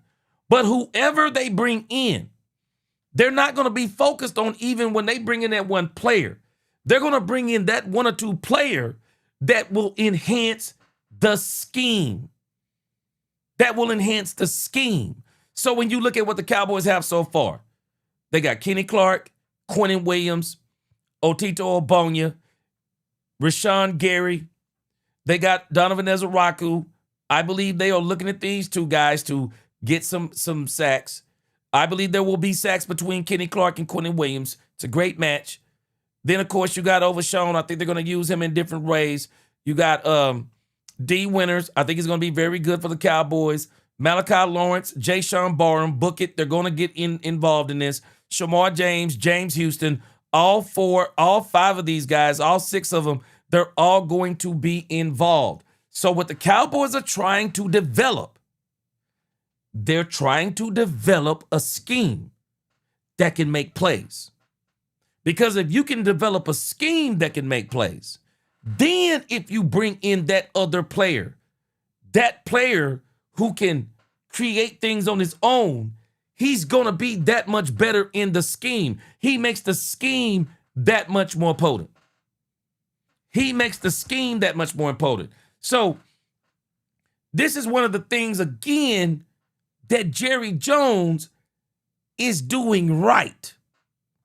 Jerry Jones, follow what Jerry Jones has done for years, and it hasn't worked. We've had players. We have absolutely had players. We have had players on this team. We've had playmakers on this team. There have been two things that have absolutely been missing from the Cowboys. Scheme. We have missed scheme, and we have missed a team. We have missed scheme and team. Jerry will get top heavy. When Jerry was out there getting players, Jerry was always top heavy. If you look at what the Cowboys are doing right now, they're not top heavy. No, they got talent. The Cowboys have talent for a change. The Cowboys have the kind of talent now that if you bring in somebody in this talent and they fit the scheme isn't built around the player. The players are built around the scheme. And so you get a player in that scheme and the scheme becomes even more it becomes more potent. That's what the Cowboys are doing. The scheme. Jerry was always focused on players. This is what just over and over and over. Man, we've had players. I don't care what anyone say. We've had players here. We haven't had a team nor a scheme. It used to burn me up to no end. Every time the Cowboys got a defense coordinator, yeah, man, the Cowboys, they play bend, don't break. Man, I don't want to hear no bend, don't break. I don't want to hear no bend, don't break. Give me an actual scheme. Give me a scheme that actually focuses on doing something. Give me a scheme that can stop things. The Cowboys, they did the same thing with Dak Prescott. Listen to the logic that I'm giving you. They've done the same thing with Dak Prescott. They've done the same thing on defense. Players, players, players. No scheme, no team. No scheme, no team. Hey, we got Dak Prescott. Dak Prescott, do it all. Dak Prescott, elevate the team. Dak Prescott, we get you one great wide receiver. We get you an all right wide receiver. Then we get you another wide receiver. We get you a washed up. No. They are more focused now on putting a team and a scheme in place offensively and defensively. Even though we got some stars on offense, don't just look at the offense for the Dallas Cowboys as stars, because we got some mega stars. We got some mega stars. George Pickens, CeeDee Lamb, Dak Prescott, mega stars. But what they're doing with that offense that is so brilliant, they are finally putting together an offense that is not just, hey, Dak, you do it all. No, they got Javonte Williams. They went and got Cooper Beebe. They got Tyler Smith. They got Ty Booker. They got Ryan Flanoy. We're going to see what Guyton and Steele is. But when you look at what the Cowboys are doing, they're putting together a scheme and a team rather than, yeah, man, we got these great players. We're going to pay them big money. A lot of people don't seem to realize that this stuff just started with Micah Parsons. Even if you tell me the Cowboys have haggled with players, the Cowboys have overpaid players for years. They've overpaid players for years. It's time to stop just getting what you think are top star players. No, it's time to build a team and a scheme so that you can fit players in the scheme. So what they're doing, it's absolutely genius. And this is why, as Dak Prescott said, I was saying it before I heard Dak Prescott said it, but I'm glad Dak Prescott said it. It is way too early. Amen, Walls. It is way too early for the Dallas Cowboys to be crying and looking at other teams saying, look at what they're doing versus what we're doing. Nope. I'm sorry, but I like the way they're doing it. The most important thing for this team right now is to implement the scheme. Because we have seen every time they get a defensive coordinator, what does the defensive coordinator struggle with? Even if he has players, scheme, scheme, scheme. Takes too long for the players to get the scheme. No, How about instead of focusing on what everybody is crying about, no. We got players. We had a great draft. We had a great free agency. Let's implement the scheme and the core groups of players that we have. Let's let them get in the scheme and understand it and put together a scheme that can make plays. And then as we keep going into July the 15th, as we get into the preseason, and if somebody lets go of a player that is really, really good, and make no mistake about this, and fits into the scheme, we're going to bring him in and we really going to do damage. That's what you got to do. That's what the Cowboys have been missing. I've told y'all this over and over, man. This is one of the biggest mistakes Jerry kept making. Nobody can accuse Jerry of not bringing in players because Jerry has done that. Where Jerry has failed is the team and the scheme, whether it be the wrong coach, whether it be a coach with the wrong scheme. I mean, Jerry would bring in a big-time player, nothing in between it. Nothing in between it. And just bring in a big player and say, hey, T.O., come to the Dallas Cowboys. T.O., you are the wide receiver of the Dallas Cowboys. You're one of the best wide receivers in the league if you're not the best wide receiver in the league. T.O., come in on this team and take us to the Super Bowl. It don't work like that. Players don't take you to Super Bowls. Teams go to Super Bowls. Players don't go to Super Bowls. Players don't take you to Super Bowls. I don't care what anyone says. Players don't take you to Super Bowls. Teams do. They're finally doing it right. They're finally doing it right. And Ice Cole, this point you just made, it's a perfect point. Coaches, he has failed miserably. Amen. Miserably. Ice Cole, another great point. Cheap coaches. Cheap coaches.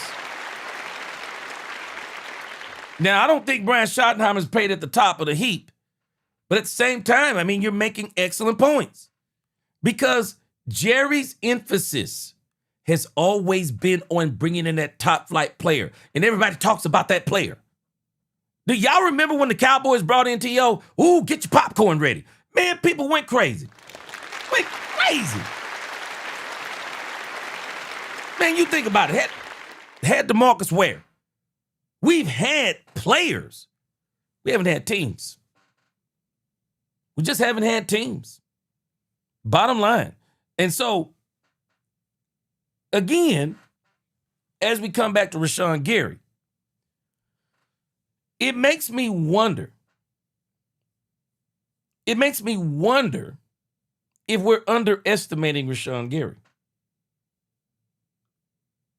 Dominique, he's failed in bringing in talent. I don't think he's failed in bringing on talent.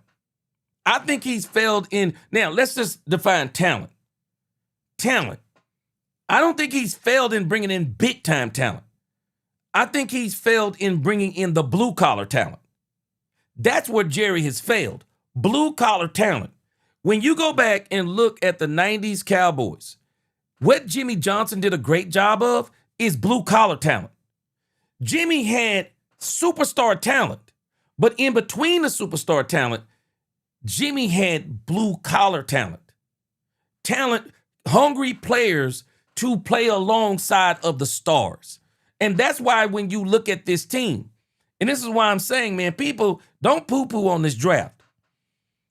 Notice what they're doing. Shotty is taking pages out of that Jimmy Johnson playbook. Look at these players.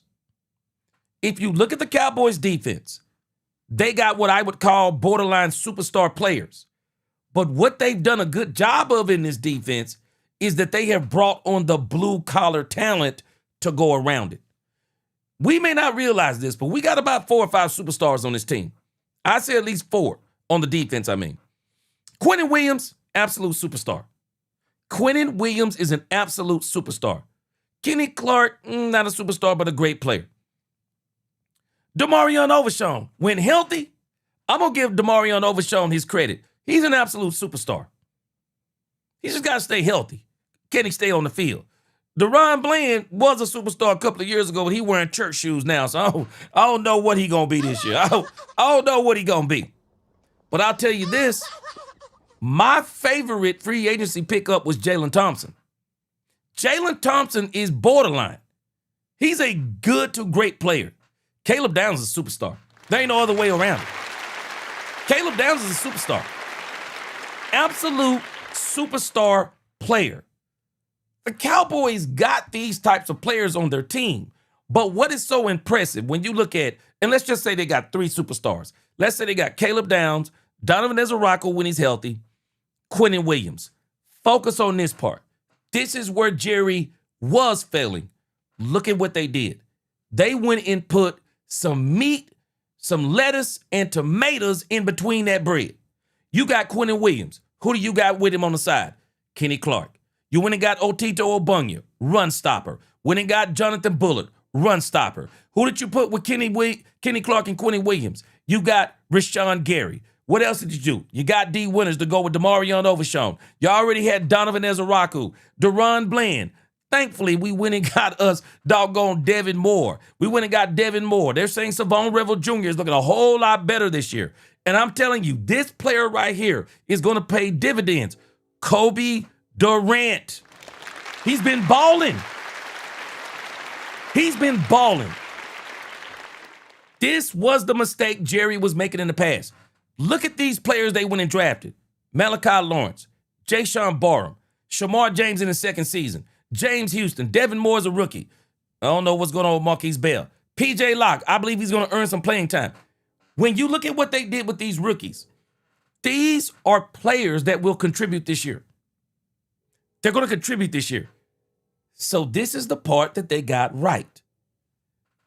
They got actual blue-collar talent, young talent, hungry talent to go with about 3 superstars. You win Super Bowls like that. You can win Super Bowls like this. People focus too much on players. And this is why I am telling you I am not going to be surprised if the Rams fail. I will not be surprised if they fail. I am not going to be surprised. They think it's all about the talent, the players. And it can be if you get enough of them. But that don't guarantee you no Super Bowls. Because when I look, and again, and this is what I continue to use against everybody who keeps talking about, oh, superstar players. Got to get this player. Got to get this player. Okay, I'm going to go back to my original premise from 2 days ago. Tell me who on this defense you know. Tell me on the Seattle Seahawks Super Bowl defense. Where are the Myles Garretts? Where are the Danielle Hunters? Where are the superstar players that we want to say, oh, we can't do it without a Super Bowl. We can't do it without superstar players. Okay, show me those players on the Seattle Seahawks. Because I'm waiting. I'm still waiting on, somebody's got to point out to me, who are the superstar players that the Seattle Seahawks said, hey, man, we got to go in free agency and get a superstar player. DeMarcus Lawrence? DeMarcus Lawrence? Who is the superstar player? Who is it?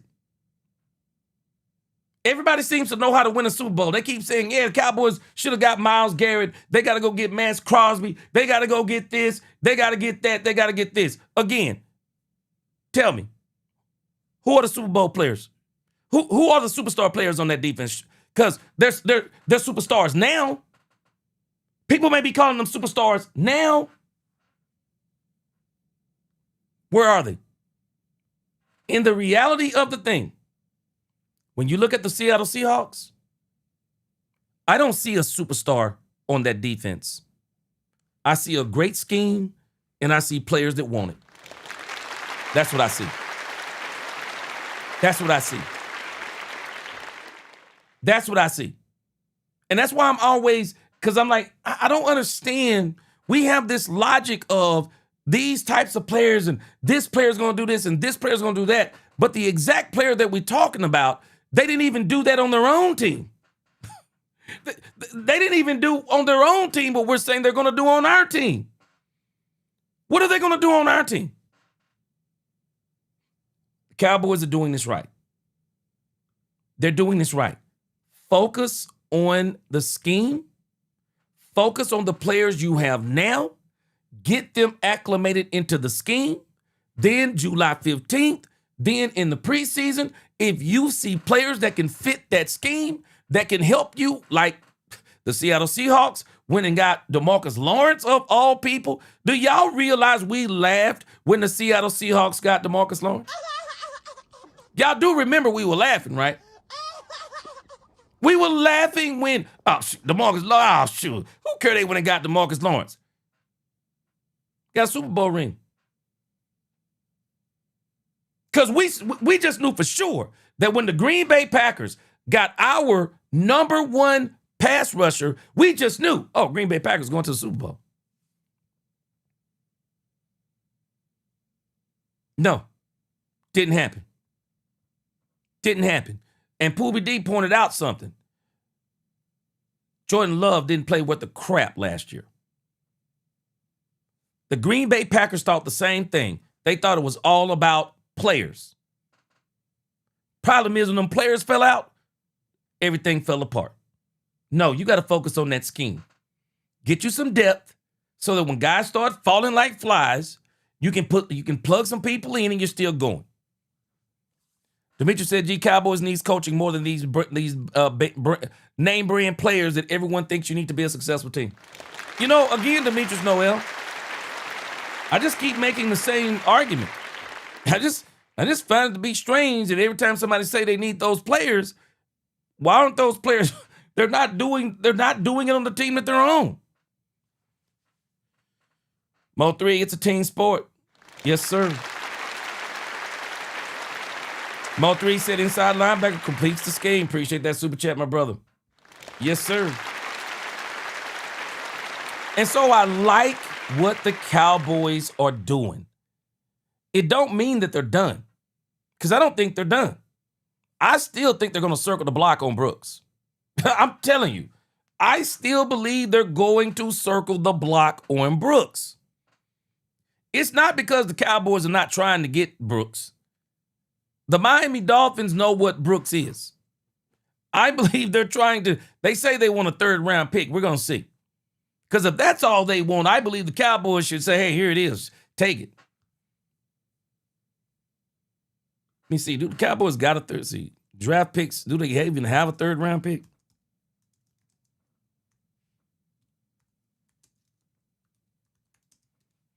I know they done gave away quite a few. Okay, they got a third-round pick. So if I was them, if that's what they're wanting, I'm going to give them that for Jordan Brooks. Robert Dudley said, my gut feeling was he was going to get the ring. Talk about Jordan Love.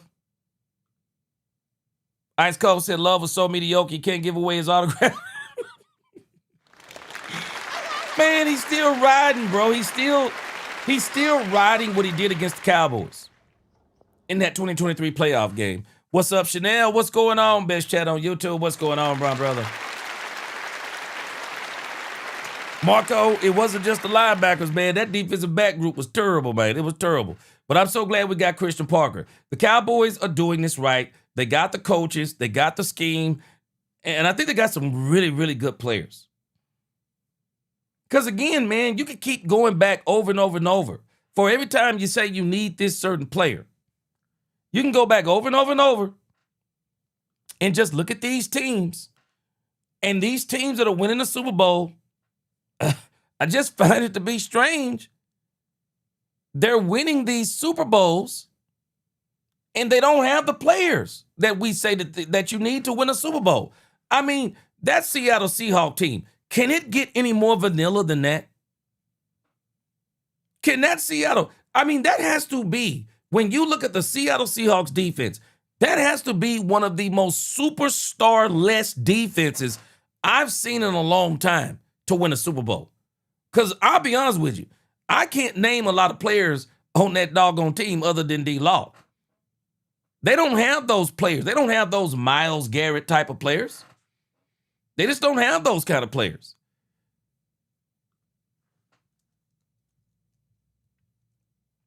Who was another good team last year? Who was another good team? We think about the Los Angeles Rams, because I do believe they were a penalty away from going to the Super Bowl. They were a penalty away. I don't think somebody wanted them to go.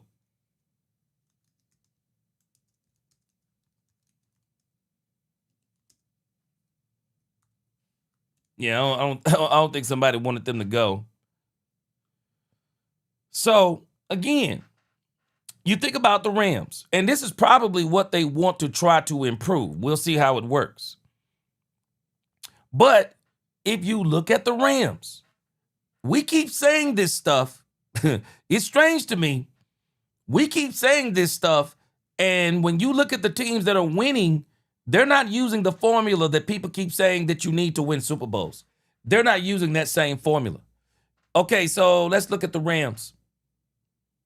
The Rams was another tough defense out there. How many players do you think had double-digit sacks? What do you think? How many players do you think had double-digit sacks on the Rams?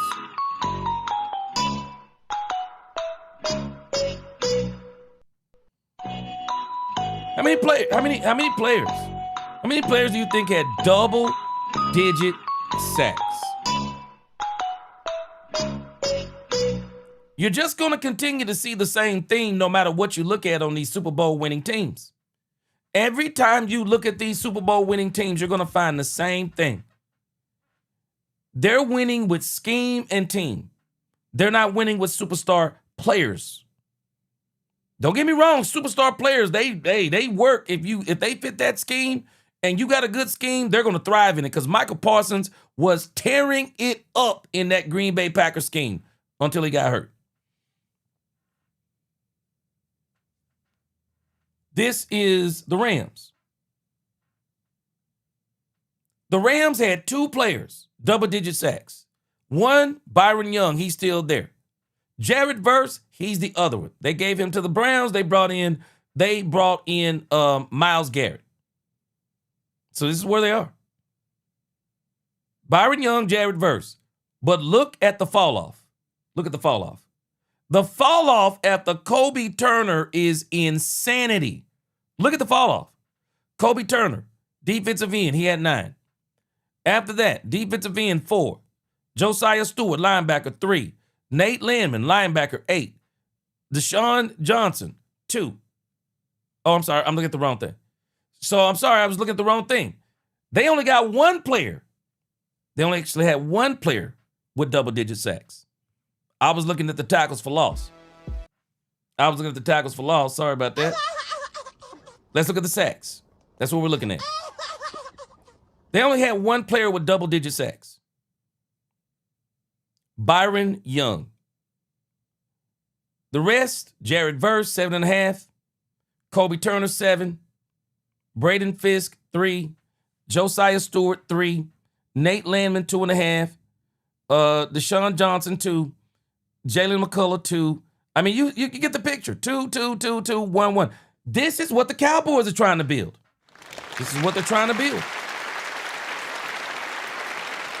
They're trying to put together a scheme of pressure, playmakers, and sacks from multiple locations. And again, that's why I'm okay. Can Gary be that double-digit sack guy? Because in the Parker scheme, it seems, you really only need that one player that maybe he gets the double-digit the double-digit sacks, and then everybody else. And again, I'm just showing you proof. You don't need a lot of people with a bunch of sacks.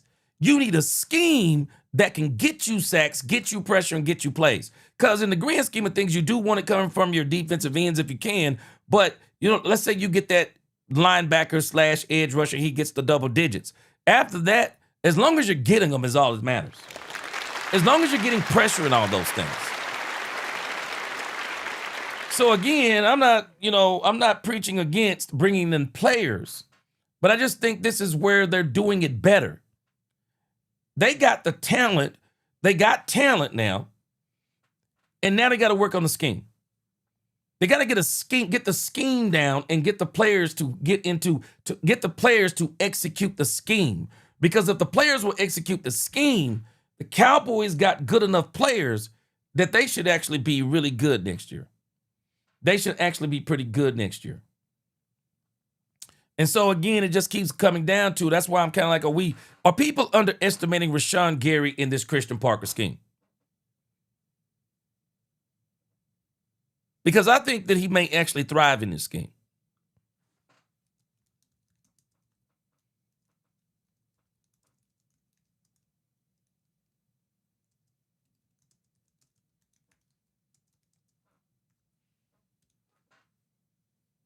Yeah, I think he may actually thrive in this scheme. Because when you look at the Dallas Cowboys last year, and when you look at their sack totals,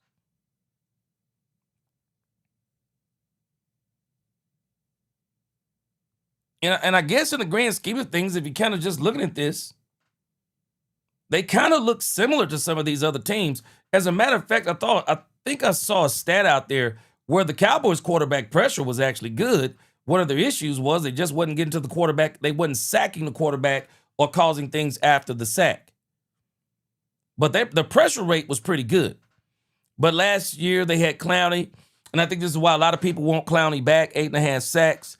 And James Houston, 5.5. Odigizua, 3.5. I think one of the biggest disappointments for the Cowboys last year was Dante Fowler. Everybody thought Dante Fowler was going to be good for better than 3 sacks, coming off of a 10-sack year from the Commanders. Everybody thought he was going to be good for more than 3. And I think the other thing that kind of surprised some people was Donovan Ezaraku only got 2 sacks. I think that surprised a lot of people. I really do. I think it surprised a lot of people that he only got 2 sacks. So in the grand scheme of things, the Cowboys, then when you get after that, it was just, And the Cowboys, again, their pressure rate was pretty good.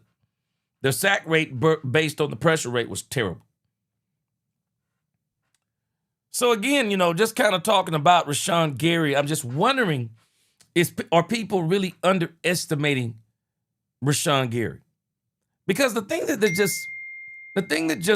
just bothers me sometimes about people when they talk about the Cowboys, they always talk in a voice of everything going wrong. It's never in the voice of, well, what if everything goes right? Well, not with the Cowboys, because the way people look at the Cowboys, nothing can go right. Nothing can go right if it's the Dallas Cowboys. And I just don't believe that's true. I think they're doing some things right, and when you do things right, things go right. All right. This is some of the stuff they've been showing on Rashan Gary.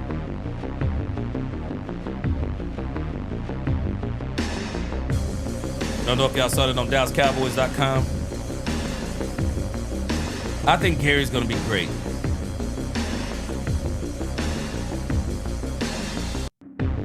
I still say he's going to get 10 sacks this season. I say he's going to get 10 sacks. I do. The question is not if Gary can get 10 sacks. The question is, what will the sacks look like with the rest of the team in the scheme? That's what I'm more concerned with Rashan Gary. Let me let you hear this take on Rashan Gary. Check this out. I was blown away with 105.3 The Fan. Bass, I like the comment that you're making here. Hold on a second. I like the comment that you made here. Bass says, years of neglect breeds pessimism. It does. And I'm not opposed to that. But I also say, and you can apply this same principle to people. And I think people are applying what you're saying in a sense to a player like George Pickens, for example, Bass. Years of fill in the blank breeds a certain attitude towards a person. Well, I'm a firm believer in. I'm a firm believer in that when people start making the steps to change, let them change. And be optimistic until you're not. Be optimistic until it doesn't work, rather than being pessimistic and saying it's not going to work. Because people do this all the time. And I just say, when I see people making change, man, I got to give them that opportunity. I just got to give them that opportunity. I'm not going to speak bad on them. Okay, you're doing things right. Let's keep it going. That's where I am. That's where I am with the Cowboys, because I can point out multiple things they've done wrong over the last few years, but that don't change what they're doing this year. They've actually they're doing things better. And again, I'm not even worried about this George Pickens thing. I think it's going to work out in the grand scheme of things. But the Cowboys are doing a lot of things right. I want you to hear this take over here for 105.3 The Fan to give you an example of what I'm talking about. Man, 105.3 had me tripping so hard the other day. I was like, man, what crystal ball do y'all have? What crystal ball do y'all have? They were having this discussion. They were having this discussion on 105.3 The Fan. Check this out. Bet is on Ezraku hitting big, like him actually bouncing back and hitting what he didn't, which made me go bald last time. Higher edge rusher bet is on Ezraku hitting big, like him actually bouncing back and hitting what he didn't, which made me go bald last time. And Rashan Gary being somebody that See, I disagree with Bobby Belt on this. You know, don't disrespect the Bobby Belt. He's entitled to his opinion. I don't think they're banking on Donovan Ezraku hitting big. See, this is a player mentality conversation. The Cowboys don't have a player mentality if I'm listening to what they're doing and watching what they're doing. No, they're trying to implement a scheme that will help the players be successful.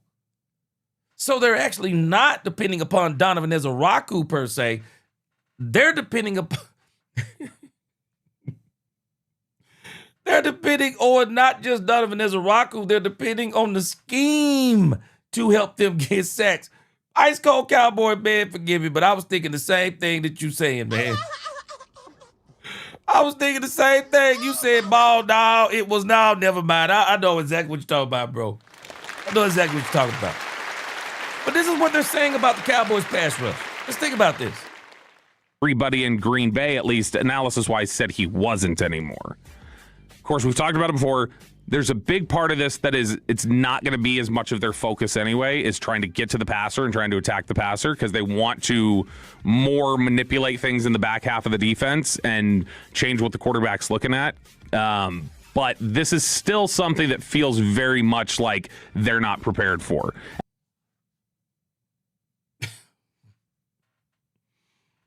This is crazy. This is crazy. I was just like, listen, it's like, what's he talking about? I think they know exactly what they're doing. Will it work? We're going to see. But I think they know exactly what they're doing. I think they know exactly what they're doing. They're trying to do, Quentin Williams has already said this. They're trying to do what these other Philadelphia, Denver, Seattle. Yeah, because that's the tree. That's the tree that one Christian Parker comes from. That's what they're doing. And they're leaning very heavily on this pass rusher by committee approach.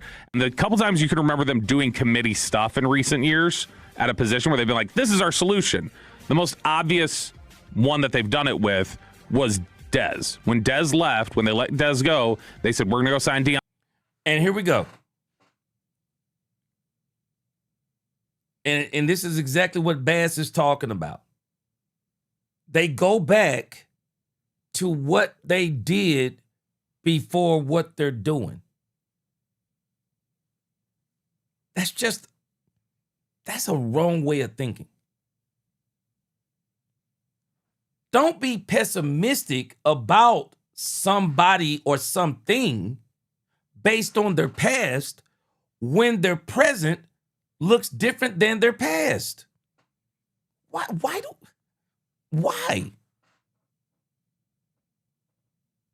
Why? I'm telling us that people do this.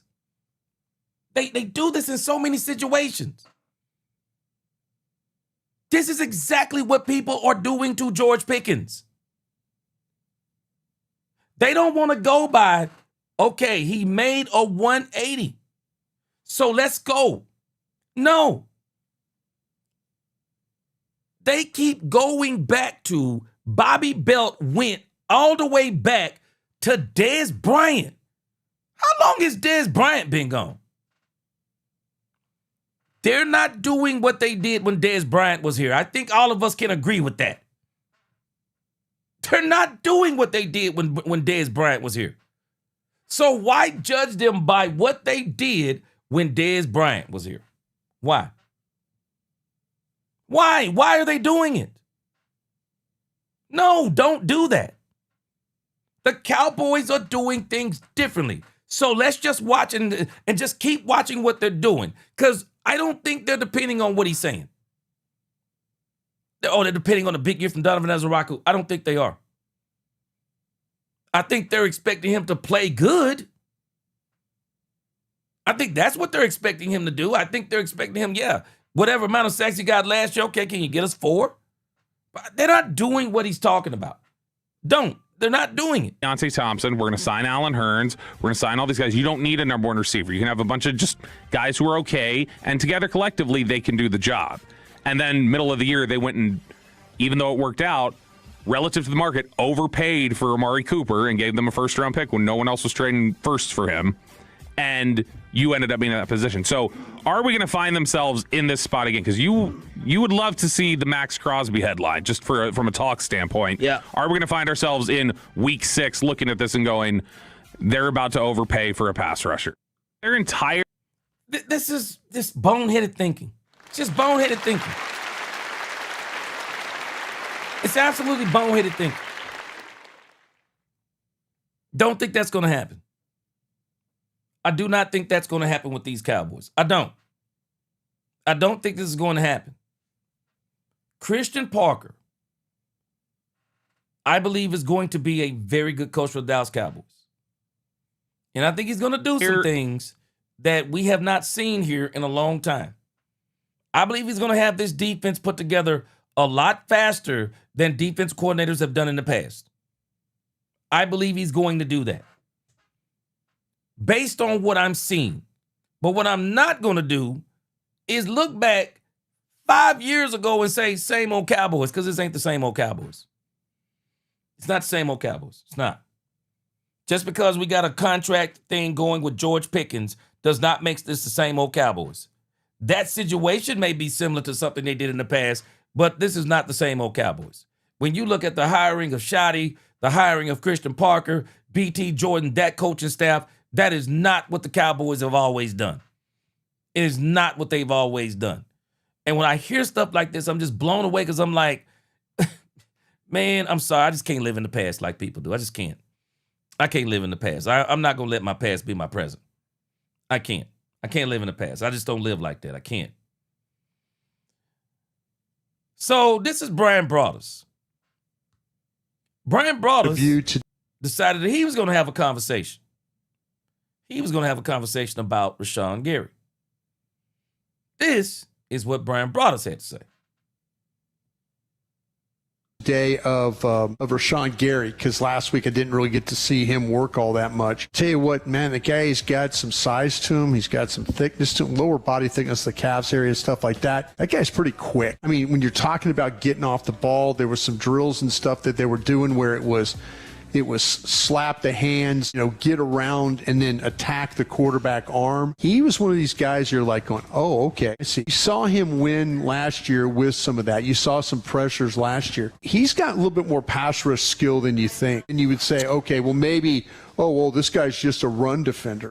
This guy's got some 7.5 sacks in the first 8 games last year. He's got some of that. So maybe they could get something out of him the way they're playing. Got to kind of. Now, this is the part, and this is why they was calling Rashan Gary 007. They was calling him 007 because after Michael Parsons went out, he didn't get any more sacks. It's not that he wasn't trying, because that's a lie, because he definitely was trying. I mean, but the issue is that as they started getting decimated in injuries, Rashan Gary almost became a one-man show. He almost became a one-man show. And so he needed players to play off of. He's one of those types of players. I think he's going to play off well of Quinnen Williams, Kenny Clark, D. Winters. I think he's going to play very, very, very well. And so, again, my question is, I'm really wondering if people are underestimating what Rashan Gary is going to be able to do in this defense. I got a feeling that he's going to be a lot better than people are expecting. Got a feeling he's going to be a lot better than people are expecting. I'm very excited to see him this coming season. Y'all tell me what you think. I'm very excited, though. Yes! Here we go! So I want to talk a little bit about Tyler Guyton. Tyler Guyton, Ty Smith is talking about how he believes that Guyton is going to be better. He believes that Tyler Guyton is going to improve. So I don't know if you saw this video, but Ty Smith has his reasons for thinking that Guyton is going to improve. Let's see if I can put this up here.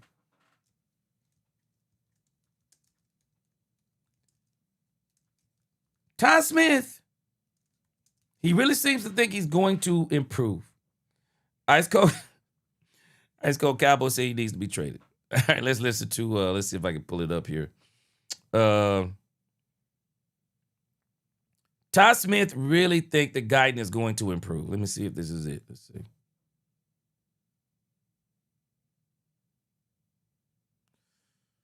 And, they've gotten ingratiated into things. And, I'm excited, to see, how they continue to work. But where they're starting off, they're in a great point right now. Even Big T, Tyron Smith, future Hall of Famer, he's been with us. He's been in the building. He's been working with us, over the couple of weeks in these OTA periods. So, he's been a huge help just in shaping the young guys and kind of helping us perfect our process and, our craft and whatnot. So, I'm very excited, not only for the offensive side of the ball, but for the defensive side of the ball as well. I feel like, they added a lot of heavy hitters over there, a lot of key pieces that, ultimately are going to be big for us this year. So it's been very exciting, just, from a bird's eye view and whatnot. No, for sure. I want to ask you more about that. So shout out to Tyron Smith, man, one of the greatest, future Hall of Famer. With him being there and giving that insight and coaching and working technique, how has my guy Tyler Guyton looked at left tackle? I mean, bro, he's been looking great. Obviously we train together, we hang out together, we're together always in the off season. So, I really do think he's poised to have, the best season of his career physically. He's in the best shape he's ever been in, 100%. Sharp mover, extremely powerful. Like, dude has, a particular set of skills and, a particular set of tools that, a lot of people do not have and, like, a lot of people won't have. And so with him being able to work with Tyron, a guy who has, like, who is similar to him athletically in terms of, like, gifts and, has so much of the game to give him in terms of being, like, that franchise left tackle for over a decade and some change, bro. I feel like it's really taking his game to new heights, and he's playing with a different confidence, bro. Like, even at OTAs, like, his set trees, like, just look different. Like, his 3 steps short is super sharp. Like, his sets with chip help, super sharp. And so, like, I've just watched how he's attacked this offseason and, how he's continuing to attack the process of things. And, bro, I'm telling you, like, I really feel like he's poised to do some big things this year. I love it, man. He incredible athlete, bro. I got an opportunity to work with him this offseason as well. Seeing him move, seeing how powerful he is, it's time. It's time for him to step into his dominance. And it sounds like he's been doing everything that you want to see from him. See, and I was talking about this the other day. I think this is what they did when they went and got Guyton. I think they were looking at his athleticism, and I think they saw another Tyron Smith. I really do. I think they saw another Tyron Smith, and they figured that with his athleticism, we can develop him into a premier left tackle. Well, we're going to see. Marvin Mays said, I believe he will improve as long as he stays healthy and able to stay on the field. Yeah. I think that's been his biggest issue. He can't stay on the field. He can't stay on the field. Brady said, Tyler. He can't stay on the field. Brady said, don't be lying to me, Smith. I need Guyton to be on. Oh, yes, we do. We all need him to be on.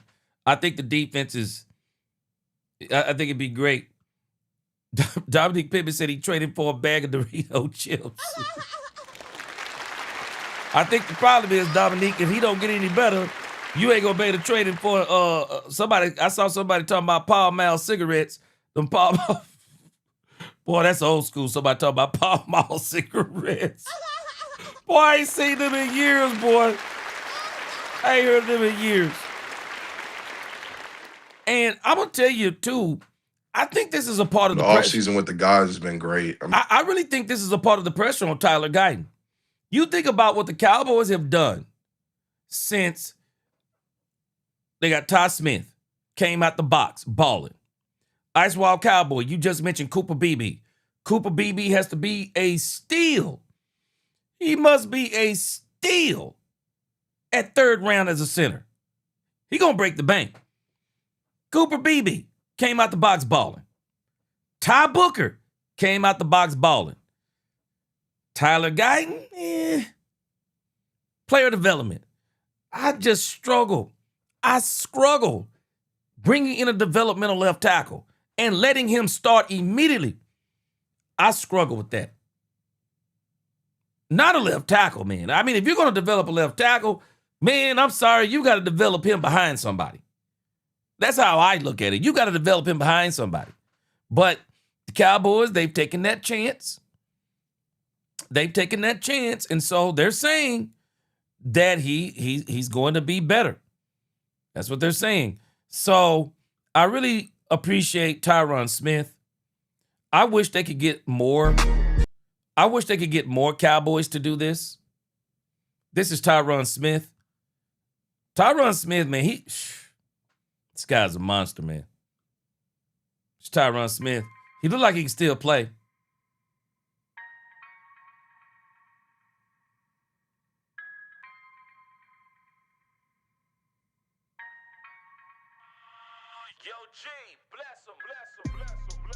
I'm telling y'all right now, man, I know we don't like it, but I can see a universe where Ty Smith is the left tackle.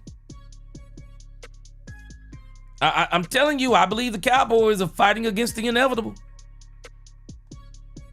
I see a place where Guyton is the left tackle. I mean, not Guyton. I see a place where Ty Smith. I see a place where Ty Smith is the left tackle. I mean, I hope Guyton gets it together. But if he don't get it together, I can see Ty Smith being the left tackle, man. I can.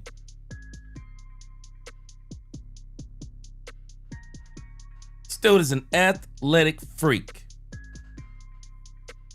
He is an athletic freak.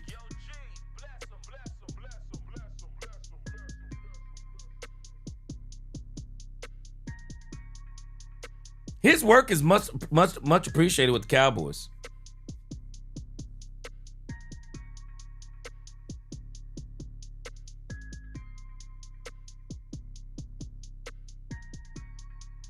Tired Cowboy, he said absolute need not. Yeah, he's an athletic freak, but at the same time, yeah, that body got beat up. Not to mention, you think about it, he actually tore his hamstring from the bone before Dak Prescott did. Y'all remember that? Tore his hamstring from the bone.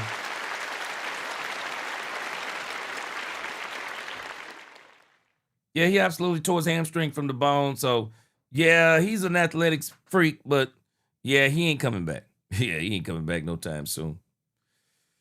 So, the big question for this season is, will Guyton improve? I hope he does. I absolutely hope he does. Because if they can get Guyton together, and if Guyton can stay healthy, oh, man. He would be nice. Shoot, Brandon Cup, I already said it. I'd bring in Decker, man. I'd bring in Decker. I absolutely would. All right, let's do this thing with Mina Khimes in case I don't get a chance to get to player interviews. Well, no, let me do 2 of these. I'm going to do 2 player interviews, and then we're going to get out of here for the day. But I want to do DeMarvion Overshown in particular. Because DeMarvion Overshown, the question a lot of people have about DeMarvion Overshown, and I'm not sure how confident a lot of y'all are, but the question is can DeMarvion Overshown play the green dot? And I think somebody asked a great question. Made a great comment. It might have been Kippy. You know, his comment was, has DeMarvion Overshown even played enough games to even try to be the green dot? Has he even played enough games? You know, I think I had the. And Demo, man, I'm telling you, I think Demo knows what's going on this year. Demo know what it is, man. Demo know what it is. He got to stay healthy this year. You can get David Mulugeta all you want to. And I can appreciate you getting David Mulugeta. I mean, you want to get paid. You want to get paid, you get David Mulugeta. I can appreciate you doing that. But I don't think David Mulugeta is going to be your problem. Got to stay healthy. And I'm praying for DeMarvion Overshown because he's so talented. He's so talented that you just can't help. And seems like such a great guy. I mean, you really can't help but to root for him. And you want him to be, I mean, you know, when you think about DeMarvion Overshown, you really want him to be a great player for the Cowboys because I think he can be a great player for the Cowboys if he can stay healthy. Yeah, you hit it right on the head, Brandy. Can he stay healthy? That's the issue. Brandy, I was thinking the same thing, Sean Lee. Dominique said, can I trust him as the green dot if he can't stay healthy? That's the issue, Dominique.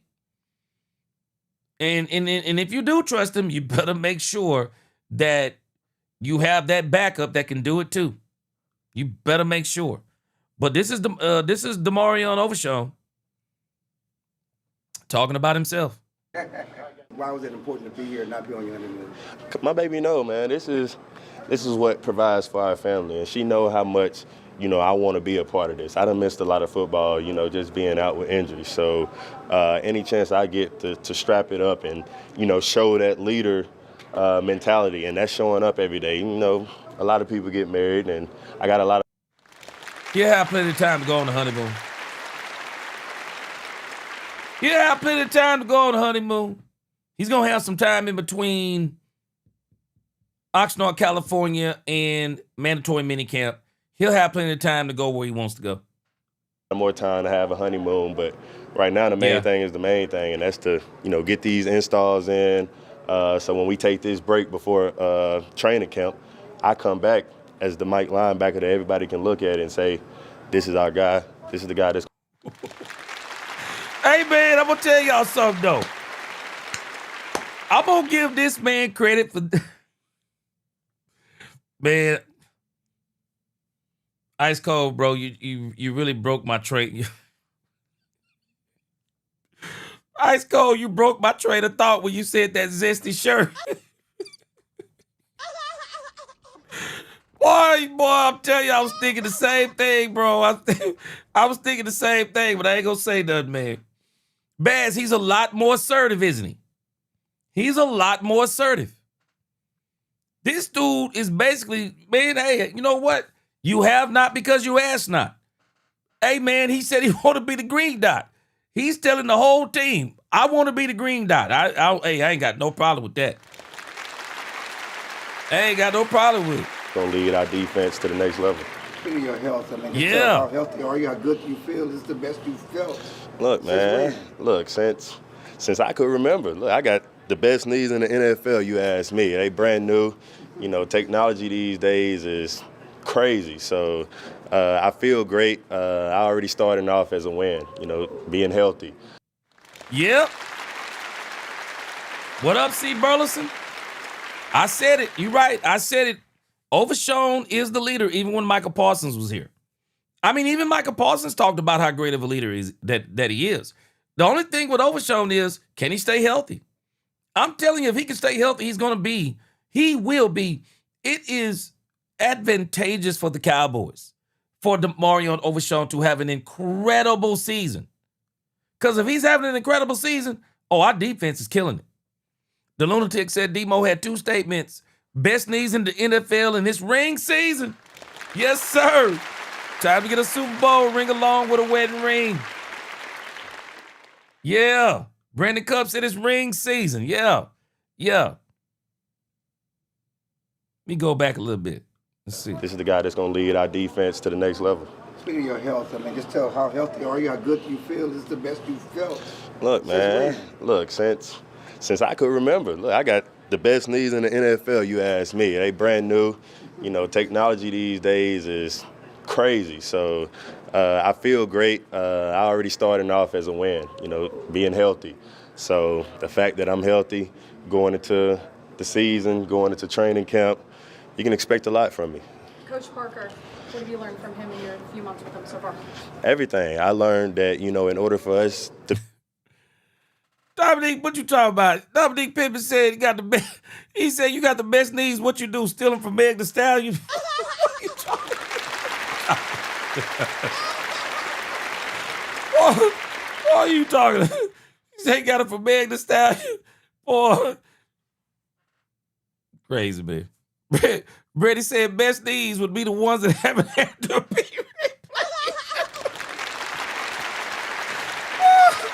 Brady said the best knees would be the ones that haven't had to be replaced. Oh, boy.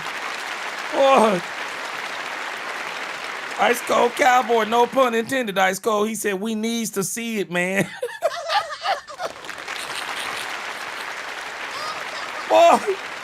Boy, you ain't lying, boy. Boy, you ain't lying. You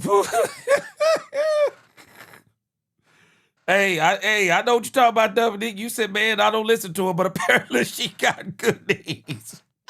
I know exactly what you're talking about, man. Be the great defense that we're going to be, I'm going to have to be the great leader that I need to be. So him giving me that role and giving me that badge, I took that, you know, with heart because I want to be that. I want people to look at me in the fourth quarter and say, this guy's still going hard. So let me give what I got left. So, man, this dude right here, this is assertiveness right here. Yeah, he's taking that step, man, as far as, he taking that step as far as leadership because, man, he just put everybody on notice. I'm the green dot. He said, I'm the green dot. Brady said, give me those knees. In my college days, I'm paying for my club in the city. Shoot. Man, let me tell you something. I saw a video like that, Brady. They was talking about how when you're young and how you be doing all kinds of stuff and taking risks and falling off stuff and jumping off stuff, and then your old body be paying for it, boy. And then the football just speaks for itself. Everywhere the guy done went, you know, he done coached up talent, coached up all pros, coached up guys to get contracts. So he know what it takes to get players to what they want, and that's to get paid and to win. What's it like the mic responsibilities? What's different for you there than your first couple years? I mean, just the fact that I'm in control of everything. People gonna look for me to, you know, set the front or make the checks when the offense making the check, or, you know, I got to be CP on the field. That's what we talk about a lot. Is I got to be, an extension of him on the field. So, like I say, that's a role that, you know, you do it well. You play here for a long time. You play in one place for a long time. So we all know what year this is for me. It's contract year, and you give me the green dot. So I got an opportunity to prove myself. Did you ask for it, or did they just say this for you? Because you've been a weak I side see you, Derrick Rose. And so how did the evolution, the transition for you to Mike, how did that evolve with Cowboys? I think, you know, I've been able to play Mike. It's just been that I haven't been asked to do it. And this year, I actually thought he was going to be the Mike last year with Matt Eberflus. I actually did. He was injured, but I actually thought he was going to be the Mike. So I'm not surprised that because I actually mentioned this last year. I was like, could he be the Mike? And so I'm not surprised. I'm not surprised. It's just not going to surprise me. And it sounds like if he's saying this, it sounds like it's a done deal. That role fits me. People look at me as a Mike. So, when he Ice got Cold here, said he a he cyborg already now. had the plan built. I just got to follow it. And he doesn't coach, like I said, he doesn't coach great people. So he know what he got as a Mike and a Mike. And I know what I bring to the table as a Mike. How does a Mike start, after the draft, or when did that conversation start when he said, "Won't you play Mike"? It was really when he got here after the draft, when we started meeting, it was just like, we gonna figure it out. But, ultimately, we want Q to be our guy that everybody is hearing before each play. Chris, let me tell you something. This man is putting Christian Parker on blast.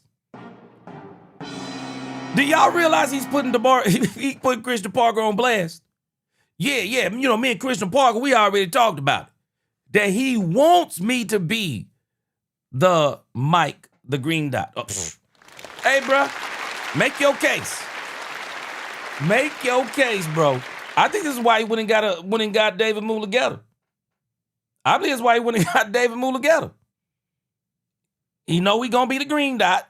This is a big season for him. It is. So, like I said, it ain't nothing for me to go back and forth between both of them. I'm learning both of them right now. But I feel like I've been wanting to be Mike for the longest since my rookie year. I kind of felt like it was gonna come to a time where I wore the C on my chest and I had the green dot, and now I got it. So. Wait, what? Bass said I was thinking the same thing. I was thinking the same thing. Bass, he done took that. Man, he done went and took that green dot, bro. He would have took it, bro. This man would have took the green. Hey, man, it's mine, bro. I guess there's no more question. There's no more question.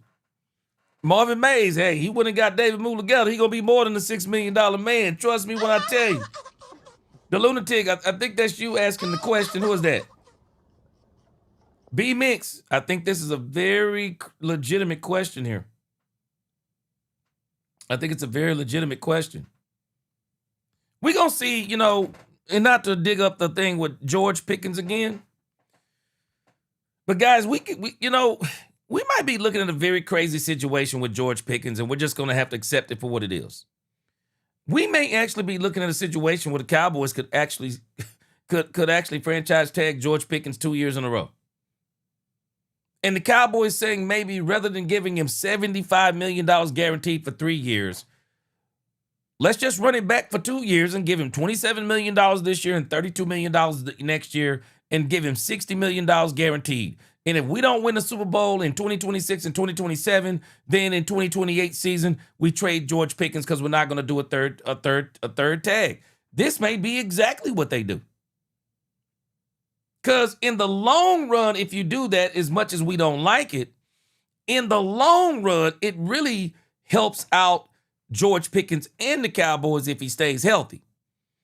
He'll get $60 million over 2 seasons. And then the Cowboys trade him, he'll go break the bank, which is kind of how Dak Prescott did it, but Dak didn't get traded. Dak got those 2 franchise tags, and then the Cowboys broke the bank on him. Well, the Cowboys may be saying if we don't get that Super Bowl, then we'll trade him after 2027.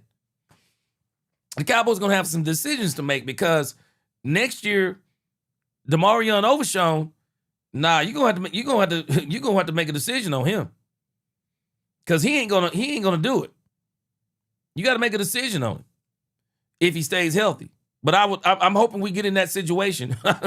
I hope he does ball out. Shoot, I hope he balls out. Yeah, I'd love to be in that situation. Jeremy says you like it. He said you like it mean he knows he's the leader. Yeah, he knows he's the leader. He can handle that pressure of that position. And he actually wants that smoke of the situation being healthy and on the field and all that issues from that. Yeah, he wants it. Sounds like he wants it to me. And I'm not mad at him. Cheers. He He said Overshown needs to play a full season. He said he shut up, play a full season. Poobie D, they can tag him 3 times. The issue is they can't afford him the 3rd time. Because if I'm not mistaken, that 3rd franchise tag Poobie D would be what, $47 million? They're not gonna do it a 3rd time. They can, but they won't. No, they'll turn around and probably do a sign and trade if they don't extend him. But I'm still holding out hope they're going to extend him. But yeah, they're going to have some issues next year. They're going to have some players that's going to come up for a deal. But I'm giving Demo credit, man. How does that fit your skills? Get a weak sideline, make you run sideline to sideline, rush off the edge. How does the mic fit with your athleticism and what you do best? I'm able to do it, even more now. So now I'm not running from sideline to sideline, man. I'm running from the middle of the field to the sideline. So that's more tackles to me. That's, Has anybody in the chat had a knee replacement? Because I've known somebody that had a knee replacement, and they wasn't talking like DeMarvion and Overshown. He said he got the best knees in the league. He talking about how good he can run and all these different things. I mean, he sounded like he had a total knee replacement. I don't know what's going on. Bazzi said, as much as I love that, I don't think GP will sign another tag. He won't have a choice. He said, I think we were lucky to get him to sign one, but I think Jerry will do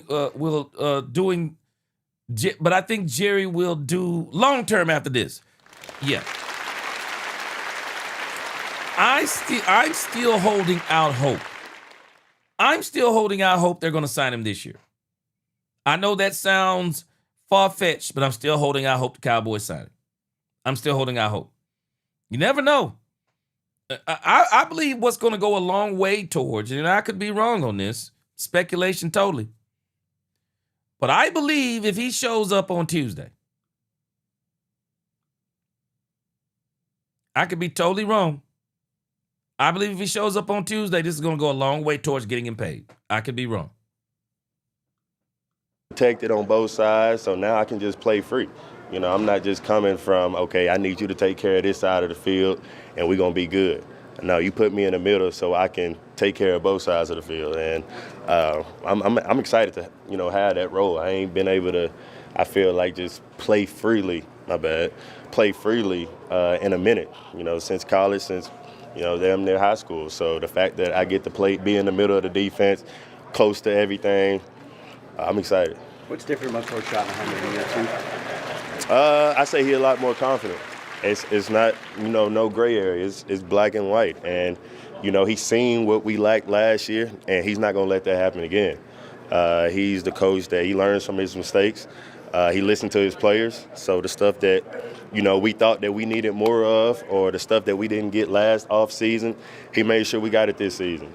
So I say that big jump right there, just making sure everything in this facility is taken care of. We're not looking for more. It ain't we could have got this or we could have done this better. No, he's taking care of all that. So now it's just up to us as the players, to follow him. He got a good plan. Every team meeting, you dang near want to shed a tear. You want ready to run through a wall. So it's like when you can connect like that with your players, you got something in the coach. What's an example of him eliminating? Brandon Cup, boy, you just made a great point, man. Yeah, he can't afford them. Hey, man, nah, you right about it, bro. Yeah, my uncle can't afford them doctors that the Cowboys have, bro. You right. You right, man. I tell you this, it sounds like he went and got some knees I ain't never heard of, boy. Quinn Scott, he said, gee, you think Overshown feeding himself too much with them knees? I don't know what kind of knees he got, bro. I don't know what kind of knees he got. Senator Chevelle said he must have met up with a witch doctor. I'm telling you. Boy, he talking cash money, boy. He talking cash money. He definitely is. I'll tell you this, man, if he can stay healthy, though, Bazzi not, he is an animal. Debo said he got them knees from the same place Dak got that ankle. Well, we gonna see. We are going to see. For sure. But I'm excited with the way he talking. The gray. It's just about, coming here and people really either you want to be here or you don't. And I feel like he let that be known. Like, look, the guys that going to play for us are going to be guys that compete every day, come in ready to work, and, you know, it ain't going to be no excuses. We don't want people here that, you know, we got to worry about if they're going to be late or not, or we got to worry about, you know, if they going to, you know, study they playbooks or not. So he's already cutting that out. Like, that's not going to be the team we are. If we want to get to where we want to, you know, get this dynasty back going again, then we got to take that extra step, and he's pushing us. You changed agents, you got married. What was that? You changed your agents, you got married. How big of an offseason are you expecting from yourself? I expect a lot from me every time I, you know, step on the field, but, you know, this offseason is just more special because it's the next one. You know, I done got married, I secured that bag, and shit, now it's time to go get that Super Bowl ring. I got my wedding ring, now it's time to go get the Super Bowl ring. It's ring season. It's ring season. He said it's ring season. What's that? It's high profile, so you anticipate on living nice for payday? I'm not even worried about that, to be honest. I got to play football. If I'm gonna get paid if I play good football. That's how I look at it. Is it? And, you know, the agent or not, like, I feel like I'm gonna let him do his job, but I gotta do my job, and that's play football, and the rest will take care of itself. I'm telling you right now, I don't even know if it's a matter of playing football for this young man. If he stays healthy, he's gonna be great. If them knees are right and he stays healthy, he's gonna be great. He can play the game. Now, I guess there's no question about asking if he can play the green dot, is it? Because he said I'm playing it. he said I'm playing it. He said I'm playing it. Derrick Rose, he said, gee, now that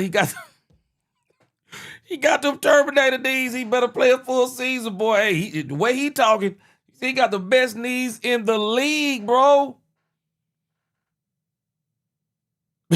Brandy, you said you liked him better when he was quiet, huh?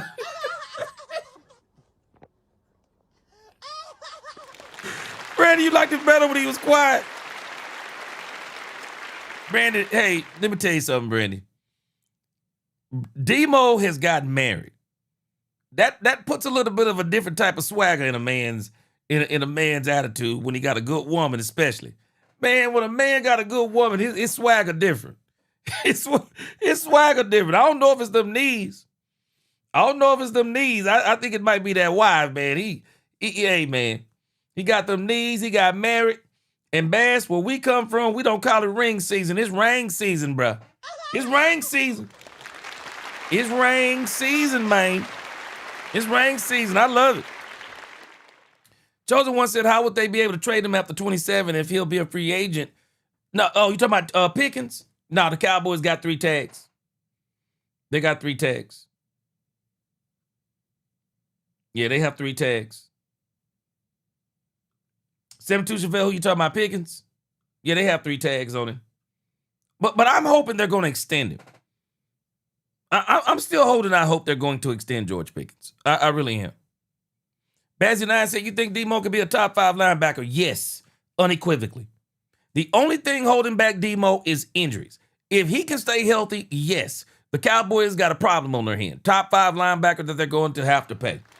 Now, the Cowboys could actually get lucky with DeMarvion Overshown because he's had so many injuries.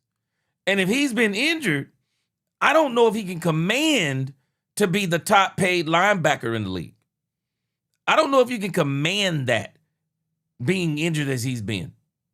I don't think you can command that. So, but we'll see. We'll get to that. We'll cross that bridge when we get there. It's the same thing with George Pickens. We're going to cross a lot of bridges.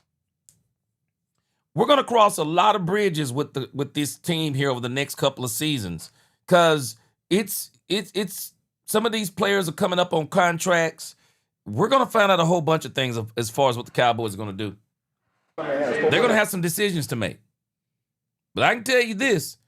I've never heard nobody talk like Overshown talked about his knees. He said technology is incredible today. I'm like, I've never heard nobody talk about technology as when they talk about getting knee surgeries. I've never heard of that.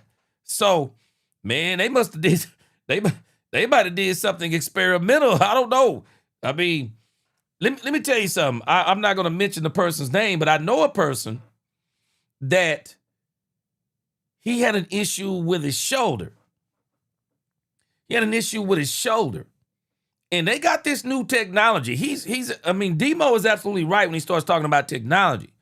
They got some of this stuff now where they're putting, if I'm not mistaken, they're putting nanobites in surgeries. After you have surgeries, they're putting like nanobite type things in your body to help your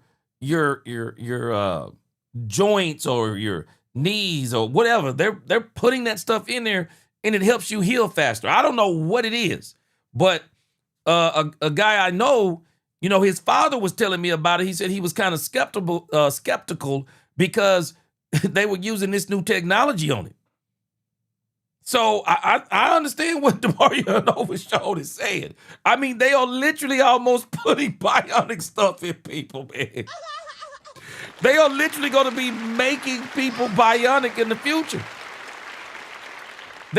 They're going to be making people bionic in the future, man.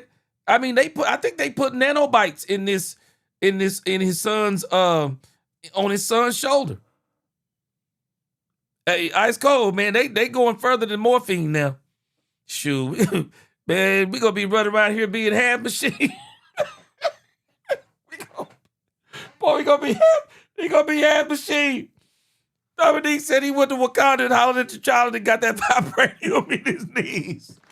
Hey, Dominique, you joking? But you might be you might be halfway right, man. I'm telling you, because I don't know what this stuff is they're putting in people. Shoot, Bass said barnacles. I don't know, man, but I know. I know that this guy. He said his son. He was a little bit concerned. He said he's a little bit concerned because they had put some kind of nanobites in his body, and healing up that shoulder. Brandy, we in that era. Yeah, my wife, I had to put the heating pad up today. My wife got a heating pad that lives on the couch. Yeah, we eat them young breeds. All right, this is Caleb Downs, and I'm gonna let you hear Mina Khimes real quick. Oh, okay, you said bionicles. I got you, boy. I got you with the bionicles. I see you. With everything, how we practice, how we, what the standard is and everything like that. So I think it's awesome. I want to let you hear Caleb Downs. This is the last segment for the night. I want to let you hear Caleb Downs, and then I want to let you hear what Mina Khimes said about Caleb Downs.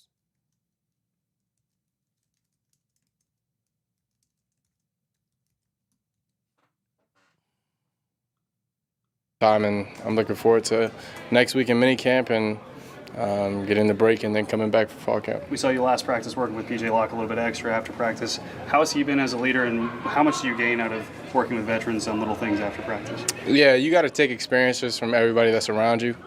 He's had a really good career, and he's continuing to improve, and I love that he finds ways to improve after practice. That's what I've been doing my whole career, so I appreciate him for that. Integrating with the veterans, what's that been like? Obviously you got the rookie minicamp, but now that you've been with the veterans, just talk about that and what you learned about the NFL was integrating with the veterans. Yeah, I mean, like I said, just learning from their experiences. We have a lot of veterans in the safety room, whether it's Hook, PJ, JT. So all those guys, just try to learn from them as much as I can, and they all have different experiences. Just pull from different pieces of them and try to create a good understanding of the league. How much safety and slot are you doing? Is it equal 50-50 or what is it like? Yeah, I mean, I get safety reps whenever I'm not at nickel, so just learning both as we go and, make plays either one. Does it make you talking about whenever y'all were at Alabama, you were starting in your freshman fall camp. It's not something that happens at Alabama, and here we haven't necessarily seen rookies start in OTAs and minicamp. What allows you to be ready for those kind of moments? Yeah, I think it's just the path that God's put me on, honestly. I can't say that I've done anything special to be here. He's given me the ability, and I just am thankful for the gift that he's given me, and I try to use it to the best of my ability every day. What's it like rotating? Derrick Rose, boy, you crazy. Derrick Rose said the players will be drinking Gatorade on the sideline. Overshown gonna be drinking motor oil.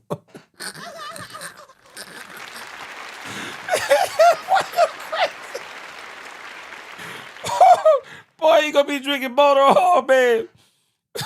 Basically, I said my body is in pieces, G, after playing hockey my entire life, amen. You got to pay the piper once you get old, bro. You got to pay the piper. But Phil said he going to end up on the Sci-Fi Channel.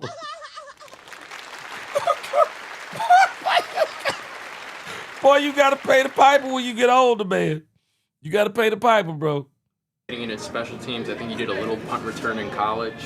How much would you like to do some of that stuff here? Yeah, I mean, I say learn from guys. There's nobody better to learn from in terms of special teams than Terp. So it's great to be able to speak to him about punt return and everything. And that's something I've done. And when I've done it at a high level. So I think it's a good thing for me to do. It was a personal protector work too. Is that new? Wow, Caleb Downs talking about returning punts. I don't know if I want the Cowboys having returning punts, man. I don't know. Y'all tell me what y'all think on that. I don't know if I want them. I don't know about their returning punts. I believe the Cowboys gonna have them doing enough on defense. Yeah, that's completely new. But shout out Nate Ebner. He told me I was going to be doing that when I was at O State. So that's how he made his way in the league, playing special teams, and he was a leader on punt, being the PP. So he gave me some nuggets when I was at O State a couple. Now Darren Woodson played special teams for a long time though as the safety. Long time. Chanel said that's a whole bit hairstyle. When I played, my hair was crazy like that after I took off my helmet. Yeah. Yeah, he hadn't went to his hair braider yet. Months back, so it's been good. How much do you like the challenge of having? But actually, he does kind of wear that afro like that, don't he? Having to know all of these different things. Yeah, I mean, honestly, I see myself as a learner, and that's the most important thing that you can do in life is just try to learn and understand things. And the more you can put on my plate, the more I'm going to be able to succeed in. Does that allow you to know what other people are doing too? Mm-hmm. I think it allows you to see the holistic picture, not just your own position, but how everything works together. So then you can know how to necessarily know where guys are going to be, so you can leverage that in terms of how you play. Have you had any moment where this is different, it's not college, NFL? I mean, the talent is high everywhere. Honestly, that's the truth of it. But I feel like I'm ready for that, so that's what it is. They talked about last week they were looking for you for something and you were watching the film. We just talked about how much film you consume since you've been here. Yeah, I mean, I try to put in extra time every day. That's a part of who I am and what I've been doing my whole career. So, yeah. I mean, he's the one that actually came and found me. Bronx actually came and found me. He said I had to do media, so I wasn't really happy to leave, but it was what it was. Caleb, how much does it help your game? Oh my gosh. Boy, Marvin Mays said when the offense is on the field, Demo gonna be plugged in.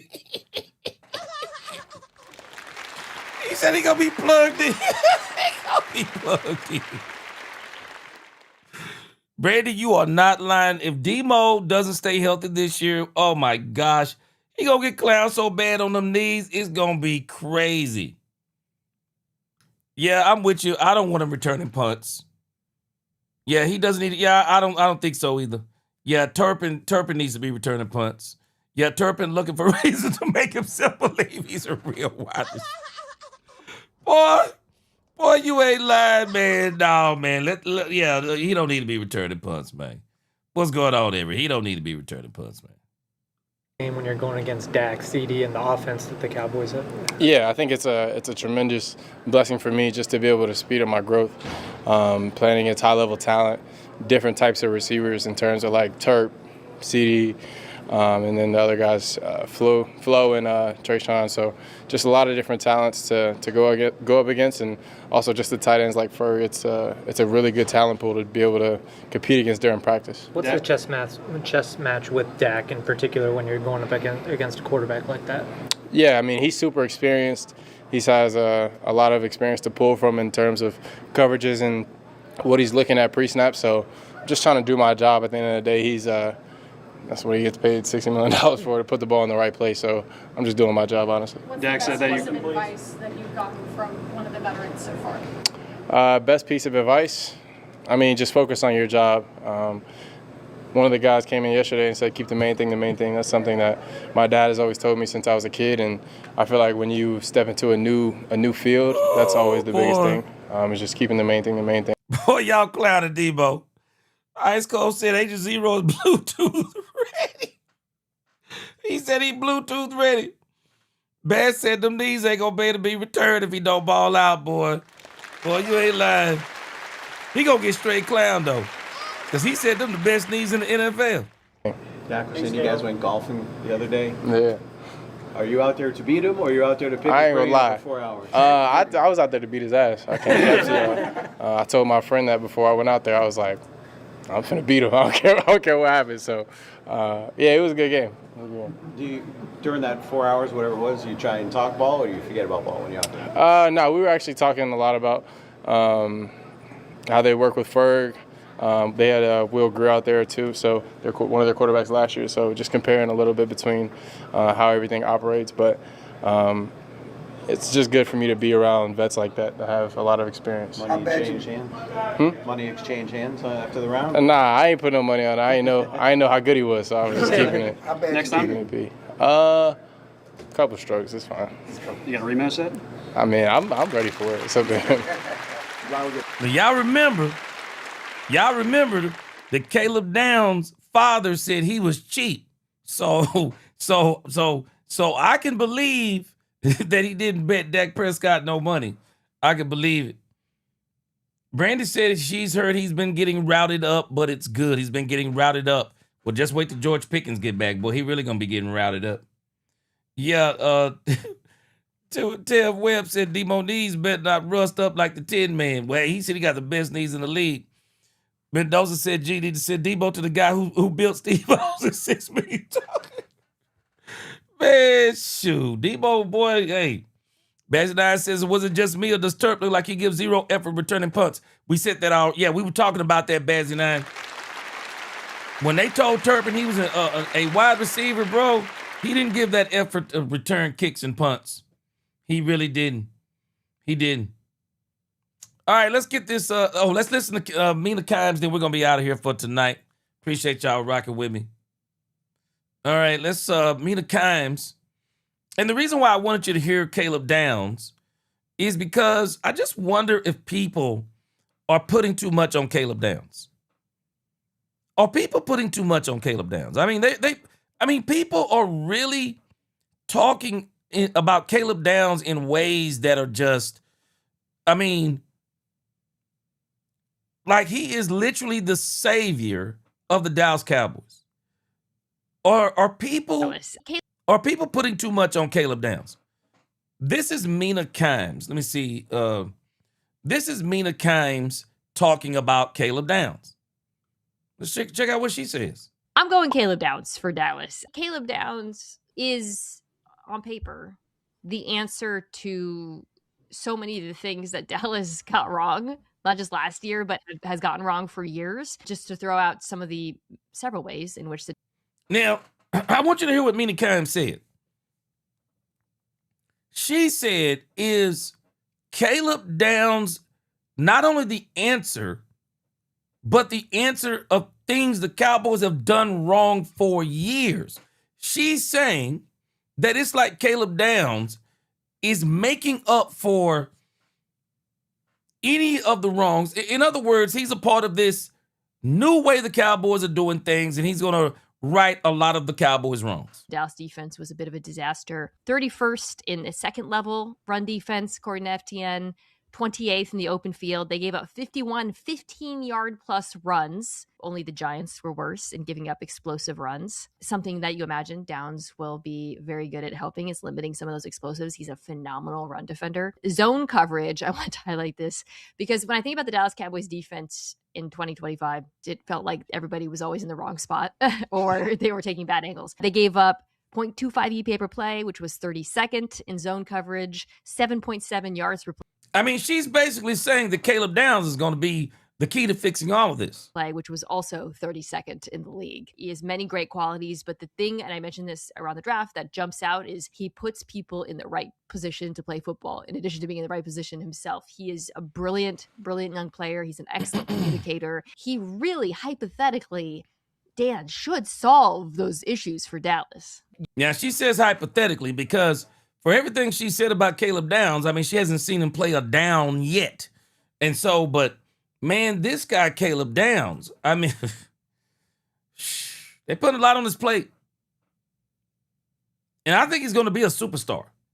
But the way that they're talking, I mean, he's coming out and maybe he will. And I'm hoping that he does. I am hoping he comes out the box balling. I do. I hope he comes out the box balling. Everett said Downs is not the Dallas Cowboys savior, but he's going to be a big part of a different defense. Yeah, I agree.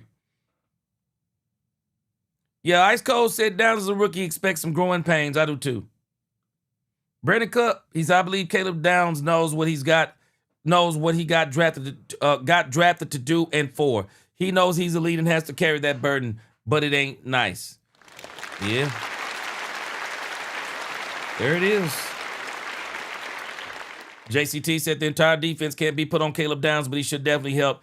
Yeah. And again, I think that's what it's going to be. Yeah. Oh, wow. Bazzi said he's going to sport a gold jacket. Well, I believe if he stays healthy and if he lives up to the billing, I believe he will. You look a lot at, of stuff.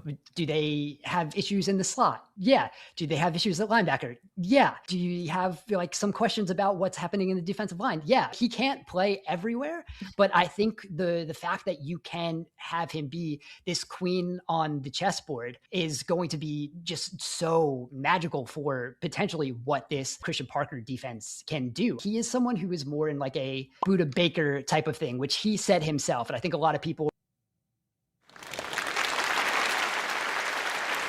Yes, so they could be the queen. I'm not sure if I like that reference, but I get the reference to the chessboard. So they can be the queen on the field. They can be the queen on the field. And so that's Caleb Downs, man. A lot riding on this season, man. I'm telling y'all, there's a lot riding on this season. I want to apologize in that beginning section as it applies to George Pickens. You know, that section gets a little contentious every time we talk about George Pickens. And I know everybody's passionate about George Pickens and got an opinion about what's happening and what Jerry's going to do and what he's not going to do and if it's fair and unfair and all of those different things. And I understand where everybody's coming from. And at the end of the day, I know everybody wants to win. But I want to make sure I apologize to everybody because I always want to respect everybody's opinion. But I am going to tell truth on this, my goal is to always tell objective truth. Objective truth. Even though I'm a Dallas Cowboys lover, I want to tell objective truth and just kind of help settle our minds some because, man, sometimes people talk about the pressure of being a Dallas Cowboy. Man, it's a lot of pressure being a Dallas Cowboy fan, too. It's a lot of pressure being a Dallas Cowboy fan because a lot of us want the Dallas Cowboys to win in our lifetime. We want to see the Cowboys win before we hit that casket. It can get a little bit contentious. But again, I always try to look at things because what helps me to deal with things is when, it helps me to deal with things when I deal with truth. Because, when you start listening to a bunch of voices and, you start listening, and I'm just telling you, man, I'm going Caleb Downs for Dallas. I'm just telling you, man, y'all just always be careful who y'all listening to. People can get you riled up, man. They can get you riled up. Yes, sir, Dominique, you my man, bro. I appreciate you, man. Appreciate all of y'all. You, Baz, man, y'all, I appreciate y'all. So I just want to apologize, though. I don't want to ever come off, offensive. I want to make sure, we always keep that format of having the best chat on YouTube. But, just be careful who you listen to, man. Just always just try to be, just try to be objective with a lot of things because I think it'll really save you a lot of heartache and pain. I think it really will. Because at the end of the day, man, we're going to see what the Cowboys are. I'm very excited about the Cowboys. I'm very optimistic about the George Pickens thing. I really am. I really think there's a universe, as much as people say, oh, this is the last year that he's going to be with the Dallas Cowboys. I don't know if that's true. If the Dallas Cowboys get to the NFC Championship game, or even if they get to the conference game with George Pickens balling out, I just don't see a world where Jerry Jones is going to let George Pickens go. I see that extension coming. If it's not this year, it'll be the next year. And again, I'm really hoping that it's this year. I really do. I really hope it's this year. I really hope this is just a bunch of smoke and mirrors with George Pickens. and the Cowboys say we've seen enough. You know, George is coming here, mandatory workouts, great attitude, leading the team, comes into Oxnard, California, starts balling out.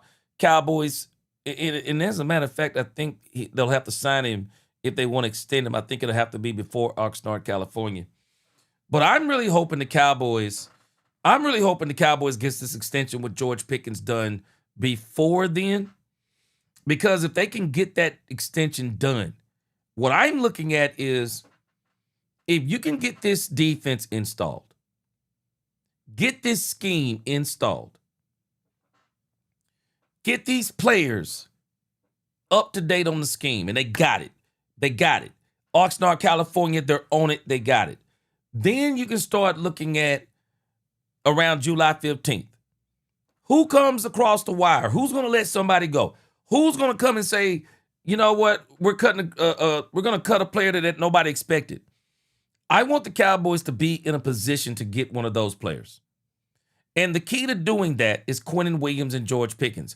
I mean, they can do some other things with a couple other deals, but I think the priority deals they need to be working on is Quinnen Williams and George Pickens. We don't need none of this nonsense with Quinnen Williams. This is the last year of guaranteed money. If I were the Cowboys, those are the two deals I'm trying to get done.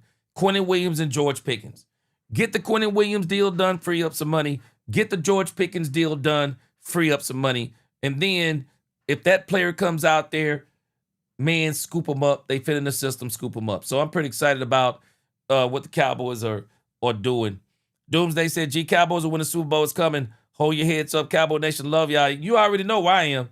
I already been saying it's 2026, no later than 2027. Brandon said Tuesday's mandatory. Yes. Tuesday's mandatory. Tuesday's mandatory.